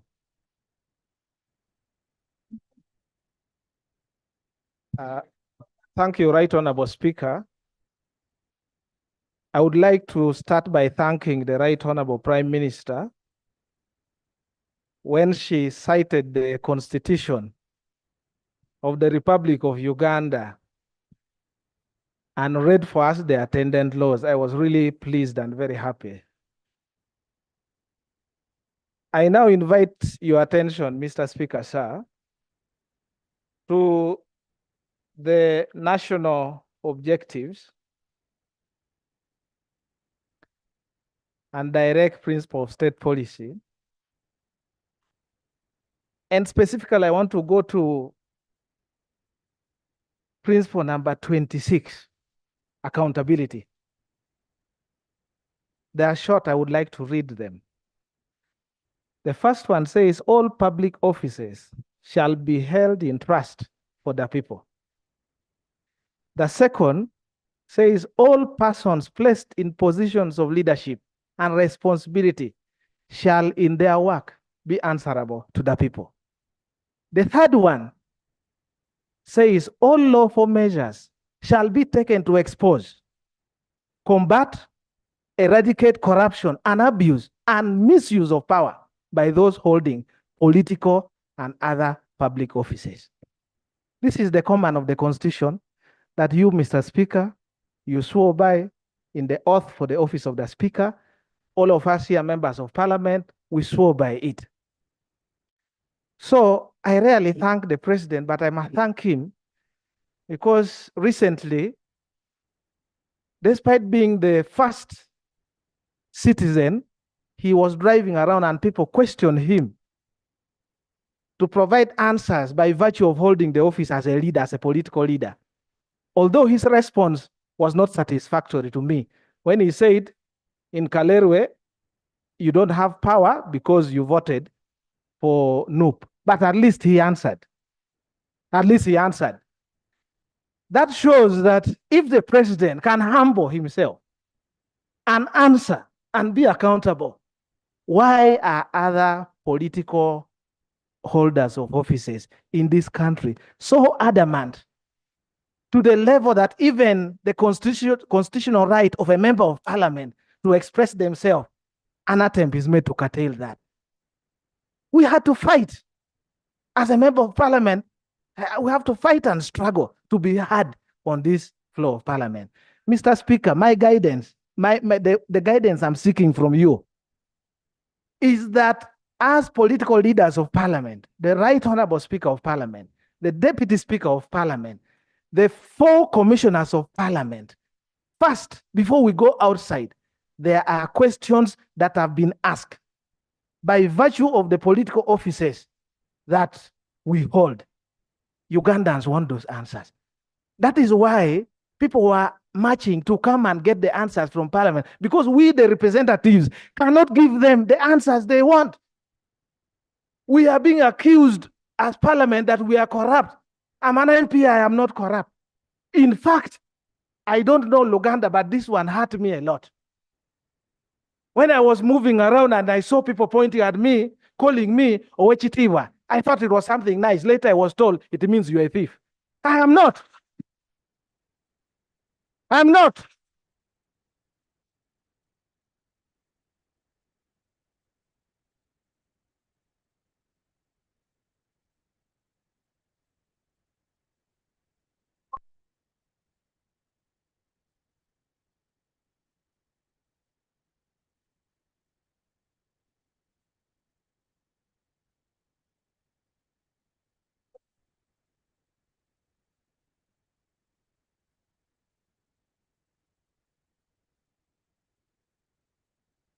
Order, honorable colleagues, let's listen to Honorable Jonathan. So Let's listen to Oweekitiibwa Honorable Jonathan. So, Mr. Speaker, Mr. Speaker, I'm just concluding.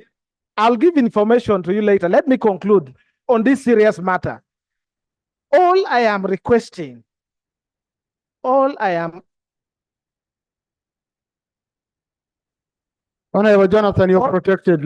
all I am requesting is that as people who are holding offices in trust of the people, can we take an initiative to explain to the people of Uganda the questions they ask of us even before they take the drastic step of coming to the streets? Because the situation that happened today, most of you, the inconvenience that I had to pass through as a member of parliament to come to do my constitutional duty in office was too much. And we were being harassed. Even some of us who left our IDs, the parliament IDs, it took time for us to be verified to come here. I don't want to go through that every day when I come to work here. So I ask you, Mr. Speaker, that when you retreat to your chambers, think through, and all the leaders, and provide answers. If you have been accused of A, please try to provide an answer. We don't want Ugandans to come. They are already saying if they cannot access us here in this parliament, they will go to our homes. I cannot take that for granted. Me, I don't have a police officer. I don't have security. Many of you have security, combat what I don't have. I move as I am here. And my home, nobody has visited. I don't want to be accused of being part of the loot, part of the corruption. Each and every person accused should answer in line with the provision of this constitution. And if it may please you, Mr. Speaker, lastly, we have been struggling to bring business on the order paper of this parliament to discuss this matter. To the extent that colleagues are moving, running away, and yet you can use your discretion as a responsive leader and say, I have seen you struggle. Why must you raise signatures to come and discuss issues of corruption?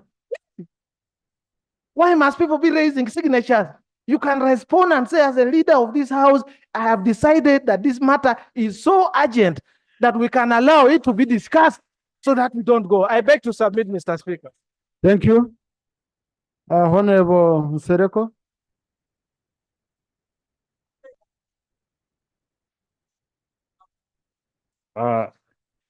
Thank you, Right Honorable Speaker and honorable colleagues. I would like to thank you for the opportunity. Right Honorable Speaker and honorable colleagues,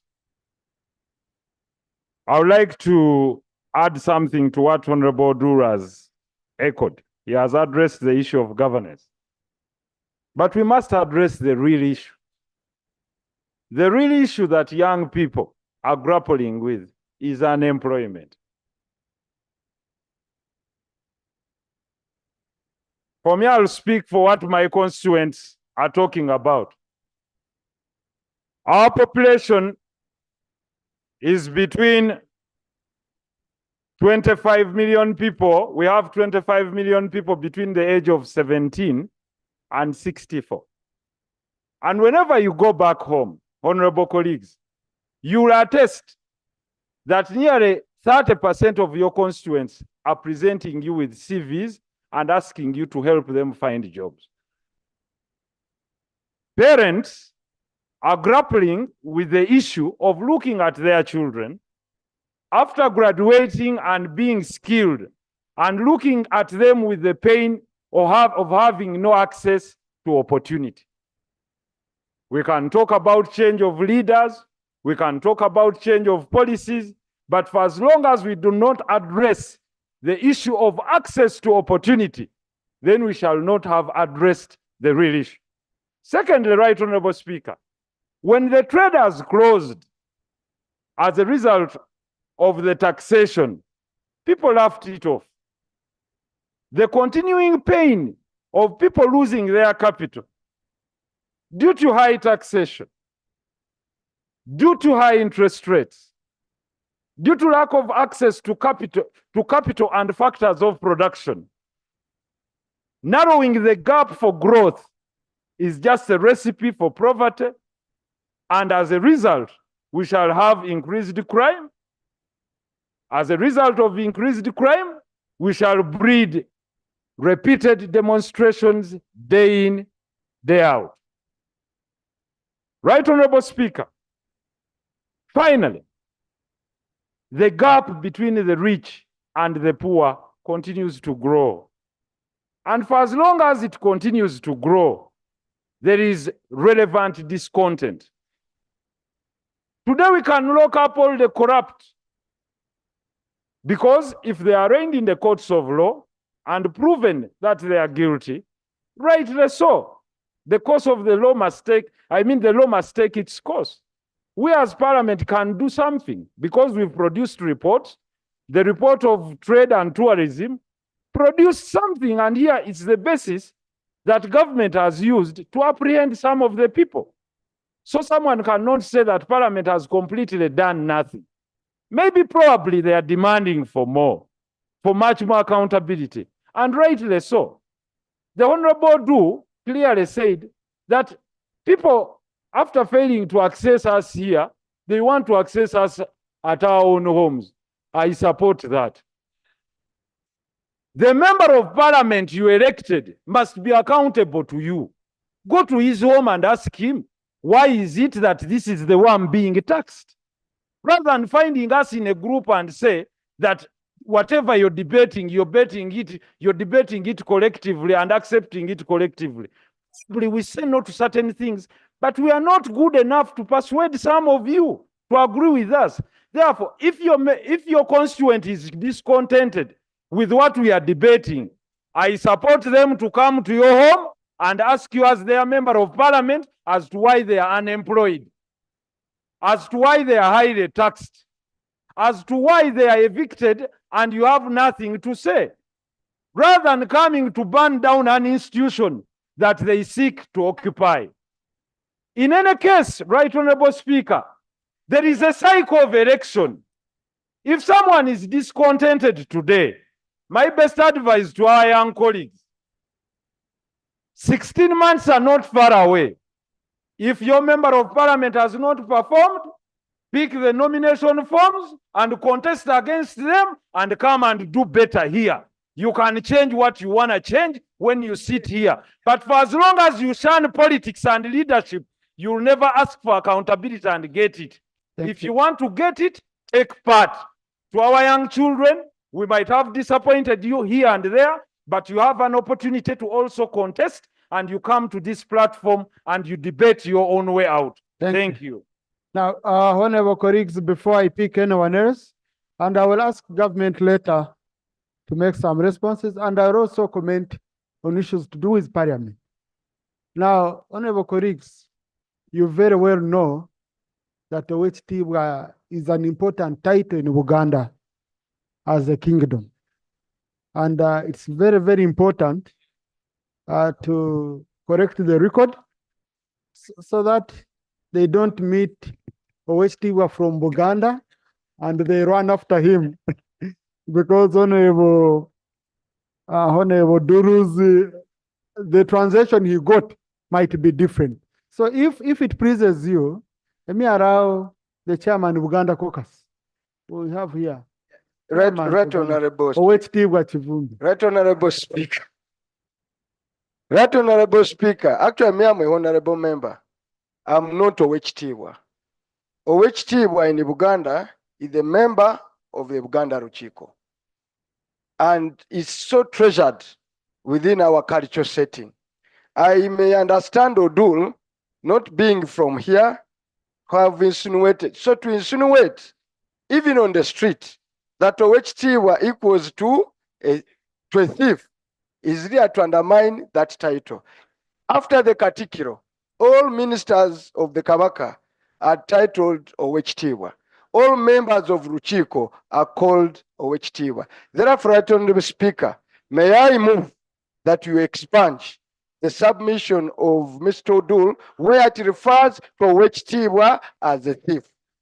If he doesn't personally, withdraw it. Yes, that's what I wanted to go for, that the Jonathan Odul, I know, once he gets such a clarification, he can easily clarify the record and the answer will recapture it very well.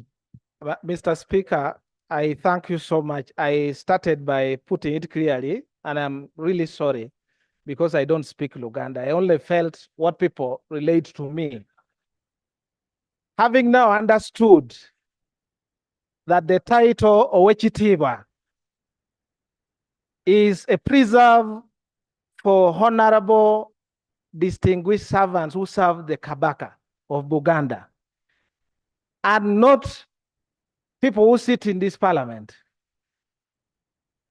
No, but what if, Honorable Jonathan, a person was giving you a very good title because you're doing well your work? Your Owechitiba.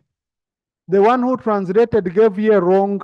Yeah, and that's what I'm coming to. Yeah. And having now been well educated by the chairman of Buganda caucus in parliament, that this title is a preserve.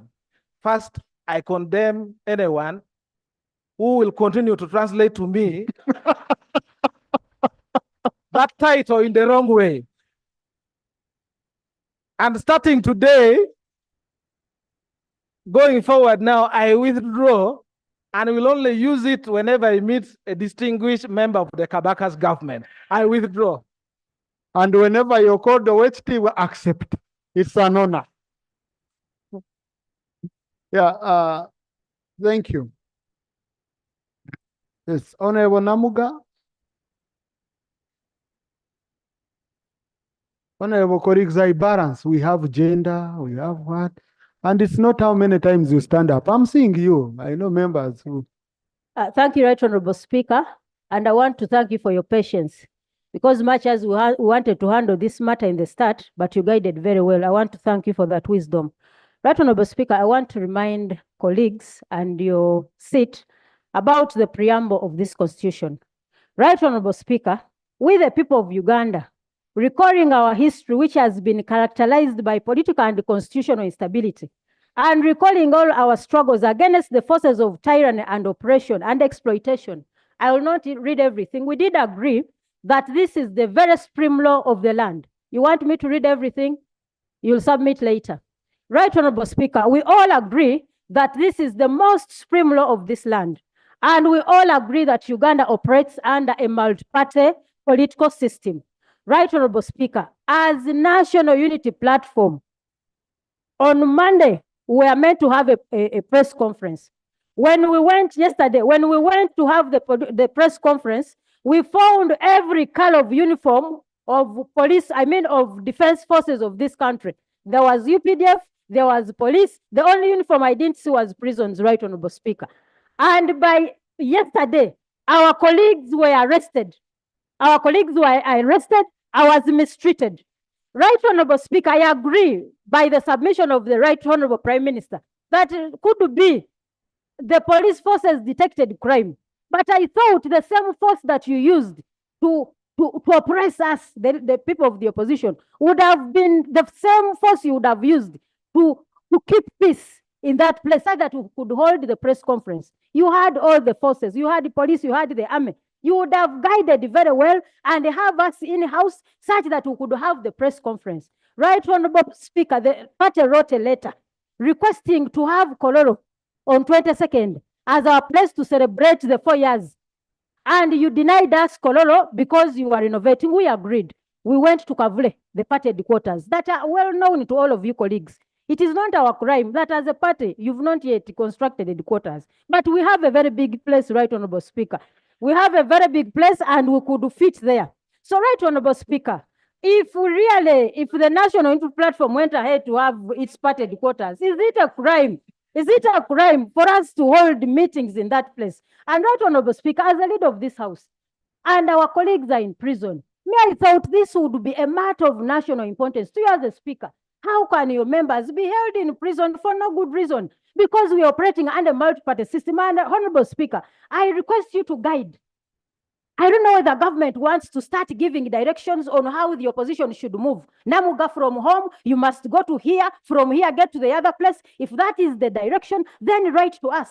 And you formally inform us on how we should move. Guide on the direction. To Right Honorable Speaker, freedom of expression is a right non-negotiable to this country. Yes, very true. So, Right Honorable Speaker, for this house to sit today, when our youth, the Gen Zs that you like so much, and that is your generation, are being refused to march to this house, Right Honorable Speaker, to bring their petition. Right Honorable Speaker, people have been detained in several police stations. People have been detained. Right Honorable Speaker, are we proceeding very well? No, if we sit in this house when the law is totally being disbanded, we are acting out of the Constitution, outside the law, Right Honorable Speaker. Is it intentional on the side of the NRM to oppress everyone? Is it intentional? The Prime Minister should come out and explain, Madam, come and explain to this country. Why are you acting informally? Even under where circumstances, when you know the law, you are here misinterpreting the law purely. In your favor, you misinterpreted. So, Right Honorable Speaker, I want to thank you for directing very well, but we cannot proceed to handle business here. I'm not directing, but it is human to think about the opposition beyond. We are citizens of this country, and we should be given equal time, equal space to express our rights in this country. Thank you, Right Honorable Speaker. Thank you. Honorable colleagues, if you check today, I think 80% of the people who have spoken are from opposition. So I'm giving you a chance. That's number one. No, on a platform which I'm in charge of, you have space. Number two, honorable colleagues, the problem is here we sit, Rope raises issues before they are even answered, or a minister is answering, you start order, you don't want to even listen to an answer, and then you also repeat what your colleague had raised. We go repeating. Can I request the Attorney General? Can I request the Attorney General? Yes. So are they raising the same? Because you see, if we are repeating ourselves, okay? Yes. Because if you're saying yesterday they raided officers, colleagues are in prison, can't the Attorney General first clarify on that, guide us on that, and then if there are gaps, I give you a chance. Sometimes when we listen, our issues are sorted. Yes. Attorney General, no, I'm going to give you a chance. Honorable Speaker. Please, Honorable. Right, Honorable Speaker. Oh.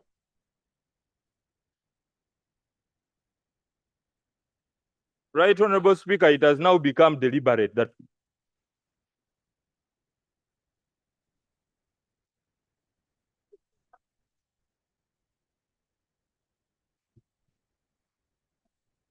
I just wanted to know whether the member has now settled, if he feels he has been heard. Attorney General? Thank you very much, Right Honorable Speaker and honorable colleagues. Mine is to just guide on the issue of the colleagues who have been arrested.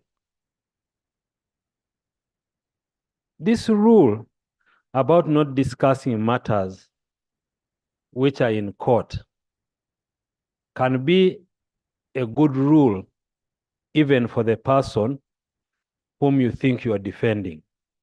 I have sat here and listened to many versions of what transpired at the place where they were arrested.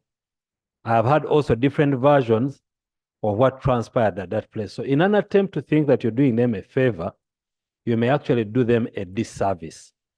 So when these matters are in court, when you stand here and say this person was doing this and this and this, you have no idea what this person has told the police he was doing. So you may actually do them a disservice. So as is correct, they need to be handled in accordance with the law, but let's also manage ourselves in that same orderly manner for them. So, Right Honorable Speaker, if a colleague has been arrested, there are two things that we need to work to ensure. One, that the person has been detained in a place that is properly gazetted. And number two, that this person is not held longer than the period that the Constitution allows. I cannot stand here and say I know why they were arrested, but the framers of the Constitution, who are members of Parliament at the time, found it necessary to allow police in the Constitution the mandate to arrest someone when they have a suspicion that this person was going to commit an offense. So, whereas whereas the opposition may look at everything with suspicion, always look at it with suspicion, you always need to sit back and think, what if they were right? What if they were wrong? So let us allow the police the opportunity to do that. That's what I was given. That's what I was requested to give. Yes. It is. I'm not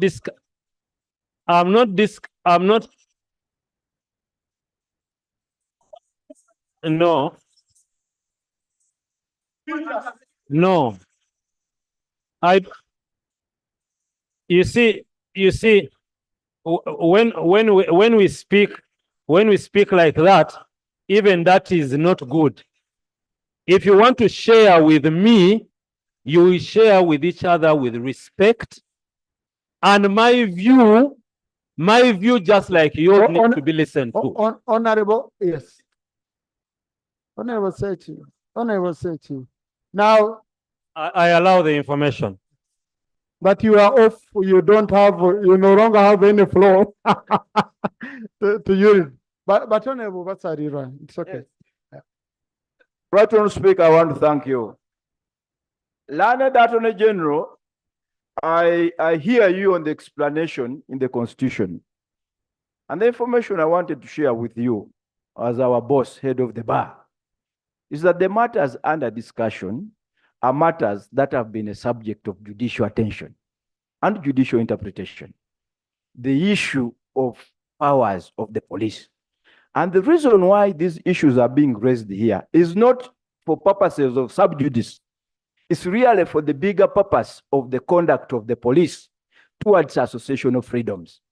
You know, the Mwanga Chivumbi case has highlighted the extent of the powers of the police, and other, in fact, in the latest judgment, the lead judgment written by Justice Sebodion was very clear on the mandate of the police.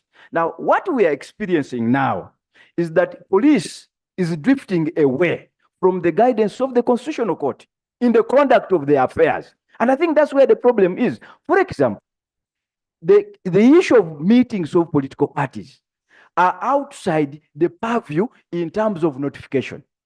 That a party, an organ of the party, can convene a meeting without necessarily notifying the police, as opposed to a public meeting or a rally. And the courts have been very clear on that. On the issue of reasonable suspicion, the courts have also guided. In fact, reasonable suspicion cannot be done whimsically. That was the word the courts used. So the court cannot, the police cannot say, we suspect that so and so will commit a crime. So it is really about judiciousness and reasonableness in the conduct of the police. And I think that is the bigger concern where we find ourselves, and where you need to guide, especially on powers of the police in light of the decisions of the Constitutional Court. Attorney General, before you respond, you could also pick on such cool. Thank you very much, Right Honorable Speaker. Right Honorable Speaker, why we rise up in arms against the statement of the Attorney General? You have been peaceful. Yes, Right Honorable Speaker, thank you. Most obliged, Right Honorable Speaker. Is when the security forces of this country turn a matter that is purely political and they try to punish it by using courts. This is not the first time, honorable members, I've been here. We've had such similar incidents in the past, like walk to work. And I wish the Attorney General today and the Inspector General of Police, Byakagaba, could take a leaf from the retired IGP Ochola. There are instances where even if you suspect, you can keep these members. At a reasonable time, you set them free. Like usually they used to curtail the opposition by holding them until late hours in the night when there was nobody to walk home with. They are taken to their homes. That wasn't the best. We condemned it. But here, where the Attorney General looks in the camera and says he's going to subject members of parliament under a punitive legal system where they are arrested in their cars, Right Honorable Speaker and Attorney General. We witnessed a member being arrested in the course of driving his car. His car is towed and is inside. He's taken to CPS, and at 8 p.m., he's arraigned in courts of law at night and remanded. Right Honorable Speaker, it was at night, Right Honorable Speaker. Mr. Attorney General, this is our country. We are lucky we're on the government side, and these are warning members. But tomorrow you may not always be in government. Would you wish to be treated in the same manner when you are organizing? Why are you causing unnecessary fires? Why are you causing unnecessary hatred and friction in the country? On a simple matter, Right Honorable Attorney General, look at it this way. Today we are in government, and therefore you speak a lot of law and a lot of English. But you know very well that these are the people who are helpless. Then you are citing sub judice, meaning that members of parliament should not speak. They should allow theirs to go in prison. And I think this is not fair. So once you are meeting your colleagues, be fair to us. Thank you, Honorable. Be fair to parliament. May I allow Honorable Yon, and then they respond. I want to thank you. Right Honorable Speaker, I want to thank you for the opportunity. Adjust the microphone where Honorable Yon. Right Honorable Speaker, first of all, I want to thank you for the opportunity. Secondly, no, please, Honorable colleagues. Secondly, I want to thank you Honorable Sechkubo for having. Honorable Yon wants you to listen to him. Sechkubo.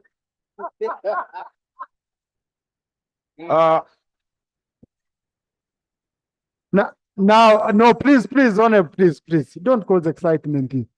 Honorable Sechkubo, you are hard in silence. Let's listen to Honorable Yon. Thank you. Please, let's not exchange. Yeah, Honorable Yon. Thank you so much, Speaker. Speaker, I also want to thank you for having recalled the House from recess. As you're very much aware that we've been in a struggle to look for signatures to debate a matter of national importance in this parliament. I want to thank God that from 0, we went up to 172. We are left with 5. We pray to God that we get the 5. Reason being, we voted for you, Speaker. The Speaker and you, we voted for you to chair this House neutrally. Right Honorable Speaker, you have failed to defend this House. The President painted us clearly in Kololo during the State of the Nation address that I used to hear, but I have now confirmed with the evidence that there is corruption in the Parliament of Uganda and the Ministry of Finance. My first question is, you as the chair, as the Speaker, what have you done to clean our image, which has been painted bad? In the streets we are moving, they are calling us corrupt. On this same parliament, we requested you yourself and Speaker, Right Honorable Anita Among, that there is exhibition of parliament going on issues of corruption. Give us space on the order paper to have this matter debated. It is 2 months down the road. The world is aware that there's corruption in this parliament. We want this matter to be debated. Why are you running away from that debate? You are meant to be neutral, give space for all of us equally. Why are you making us suffer? Running through this country looking for signatures to debate this matter of corruption in this parliament. You need to come out clean. Right Honorable Speaker, you, Right Honorable Anita Among, has been painted out for being corrupt. Your name has been mentioned for being corrupt. We are also having a motion to have a matter debated on the commissioners. We have our evidence. We want to lay and have them defend themselves. You are all blocking us from that. What is this parliament all about? Where are you taking this country? Today, this country is under panic. Today, they have deployed the army principally because of issues of corruption in this country. Why don't you let Ugandans free from corruption? Why don't you allow us debate the matter of corruption in this parliament, here in this floor? It is too much.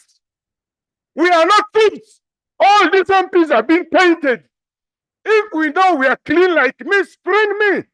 We have evidence against them. We have evidence. So we need this matter to be debated. You need to clean your name, Deputy Speaker yourself. Anita Among needs to clean her name. The commissioners need to clean their names. The ministers need to clean their names. And us MPs, if you have anything against us in this parliament, we need to clean our names. Thank you. We don't want this matter to be debated on this floor. Deputy Speaker, we need this matter addressed. Thank you. If not, we are ready to join the Ugandans because you're blocking us the opportunity to debate. We were voted by our voters to come and debate. Why are you running away from debate, Deputy Speaker? Why is Anita Among running away from debate? Why? We need a parliament which is free corruption. Thank you, Honorable Arion. Thank you. Now, Honorable colleagues, the Honorable Arion is raising, I think Honorable, I've given you time. Thank you. Thank you. Thank you. Thank you. Honorable colleagues, Honorable Arion is raising very, Honorable Arion is raising very critical issues. And honorable colleagues, personally, I come from a culture where we say, a spirit that speaks does not kill. Yes, so Honorable Arion speaking is not a problem. And Honorable Arion, I feel for you, but I'm very sure this same parliament has supported you here by giving you space where you have corrected signatures over time. Honorable Arion, you yourself, you've told us you've not yet gotten the signatures. I don't know how I'll put on order paper a motion which is premature, which has not yet met the test, as you have confessed. So I wish you well. I wish you well. And I think also before the public calls us corrupt, it is us honorable members who have been moving around saying our colleagues are corrupt. Some of these things we put them on the public. So when Honorable Arion gets the signatures with the Honorable Sechkuba, we shall welcome them. And you will have our audience, Honorable, because you are rightful Honorable colleague in this house. Number two, I think there is a clarification which needs to be made. I will guide the chairman legal, committee on legal, on Tuesday. The chairman committee on legal and the chairman committee on budget on Tuesday. I'll give you space. You inform members because things continue moving around, you know, because what is important is what is in my heart. Me, if you call me corrupt when I'm not corrupt, it's not, no, I don't need to, because you've not tabled evidence of me being corrupt. So I will request you table, okay? Each one of us has been accused of corruption here. Each one of us. I know, even some members who are raising the highest voices, they have been accused of corruption, but no evidence on them. And that's why the president has been very clear. He waits for evidence For those members whom he has gotten evidence that he considers is credible, he has taken action. So I will request the chairman committee on legal and the one for budget on Tuesday, you come, you explain on these issues which have been perceived as if people sat colluded and did whatever they wanted to do. I think that clarification is very, very important. No, they are not, especially on the issue of commissioners. Okay, so I will do that, and then finally, Honorable Macho, and then Attorney General comes in. Oh, and I also want to pick, yes, Honorable Chibadja, Honorable Kwizera, Honorable Muuma, Honorable Independent. Yeah. Honorable Speaker, Honorable Speaker, I seek your protection. It's just 4 p.m. Honorable Speaker, I seek your protection. My brother, I'll give you information. I'll give you time. The Right Honorable Speaker, I really want to thank you for the opportunity you have availed to me. I was over the weekend in Busia, and I was lucky to cross to Kenya. We had a function in the other side to promote the cross-border cooperation. And I was introduced in the title of Honorable in Kiswahili is called Mheshimiwa. But when I was introduced as Mheshimiwa, there are some Gen Z young boys who changed my title from Mheshimiwa to Mwisiwamiwa. Mwisiwamiwa means a thief of Cain. And that was a very big embarrassment because Parliament of Uganda is tainted with corruption.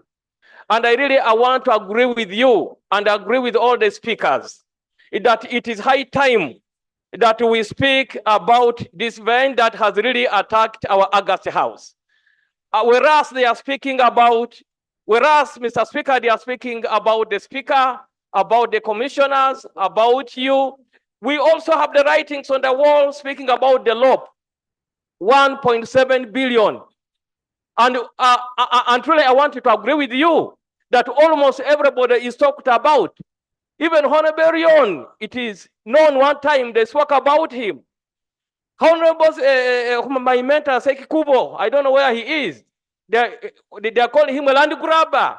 So therefore, give us enough time so that we talk about this matter and we clean ourselves as leaders so that we build the confidence of the Yagasi House in the public of our voters. Because how will Honorable Sekukubo look for signatures and when he comes to Busia, they say he's a land grabber? How will Honorable Berion come to talk to his people and they say he had a scandal with the park? You see, all these are matters that we should speak here publicly for Ugandans to know that and Ugandans know and gain confidence in the Agassi House. Because people keep calling, Madam Speaker, you must resign. Deputy, you must resign. Commissioners, you must resign. We should also call in finance their issues there and other agencies of government. Thank you. I therefore want to thank you for this opportunity. And Mr. Speaker, you're a wise man. I really thank you. Now, Honorable colleague, there is something which I think Parliament has been made a face of corruption, and a picture has been painted. For example, I don't have a job because Parliament you're stealing money, because Parliament's budget is not even 1%, okay, of the national budget. So, are people failing to get roads because of Parliament? Are people failing to get jobs because of Parliament? Are people failing to get schools because of Parliament? Are we failing to get pay rise because of Parliament? I think we must we agree that some people won't stand on a moral high ground. And then Parliament, we look like we are the face of corruption in the country. It really can't, and it can't spare any of us. That's why I was very cautious on the issue of colleagues when I saw them going for each other the way they were doing. The president has said he has opened the war on corruption. You have a duty under the Constitution. The accountability. We have accountability committees. What are we losing? Let us support the president and we show him we are your ally on this. And then we don't look bad. So that is not about executive, parliament, and all that. No, the president is very clear on corruption. So let's all of us play our role. Attorney General, first clarify the other issues. I just thank you very right honorable speaker and colleagues. Colleagues, the issue before us of corruption is not partisan. It is a matter for all of us to address. So let's not get into our political, because we are going to derail our fight against corruption. Let's not do that. I have seen in the past several members of the opposition carrying out their rallies. They were never arrested. Why yesterday? Let us hold police accountable, but let us also allow them to work. Let us hold them accountable and allow them to work. Colleagues, we are leaders here. For someone to say here that people were presented in court at night, and remanded is wrong. You know? No, because court has working hours. Now, if listen, you see the problem. The problem here. Let's listen to that on agenda. If we don't listen to each other. No, let's listen. If the issue is that the person has evidence that a person was presented in court at night, outside court hours, we are here, bring it, and we're going to hold the courts to account. Let's hold everyone who is in a different space to account, to play by the rules upon which they are playing. So let us work together and deal with this issue of corruption. Let us not take it into an issue of partisan politics. I beg to submit. Thank you. Honorable colleagues, He has allowed tomorrow, chairpersons and the whips, Prime Minister, tomorrow we have a business committee meeting where we are going to discuss business scheduling for this session, and conference hall at 9 a.m. Be there so that we look at the urgent business and priority of business. Then I've been informed the 9. So please. Okay, they are saying in the communication it is 10. So go back and refer to the communication that you have. It will give you a better picture. We are even going to put you on the group, and then we shall also have an induction for the new committee leadership. I have found that we sometimes make a mistake. We appoint people in leadership. We just say, go and start working, which is not all helpful. So we shall have a full day induction to go through, and we understand each other. We see how best we can proceed. House adjourned to tomorrow at 2 p.m.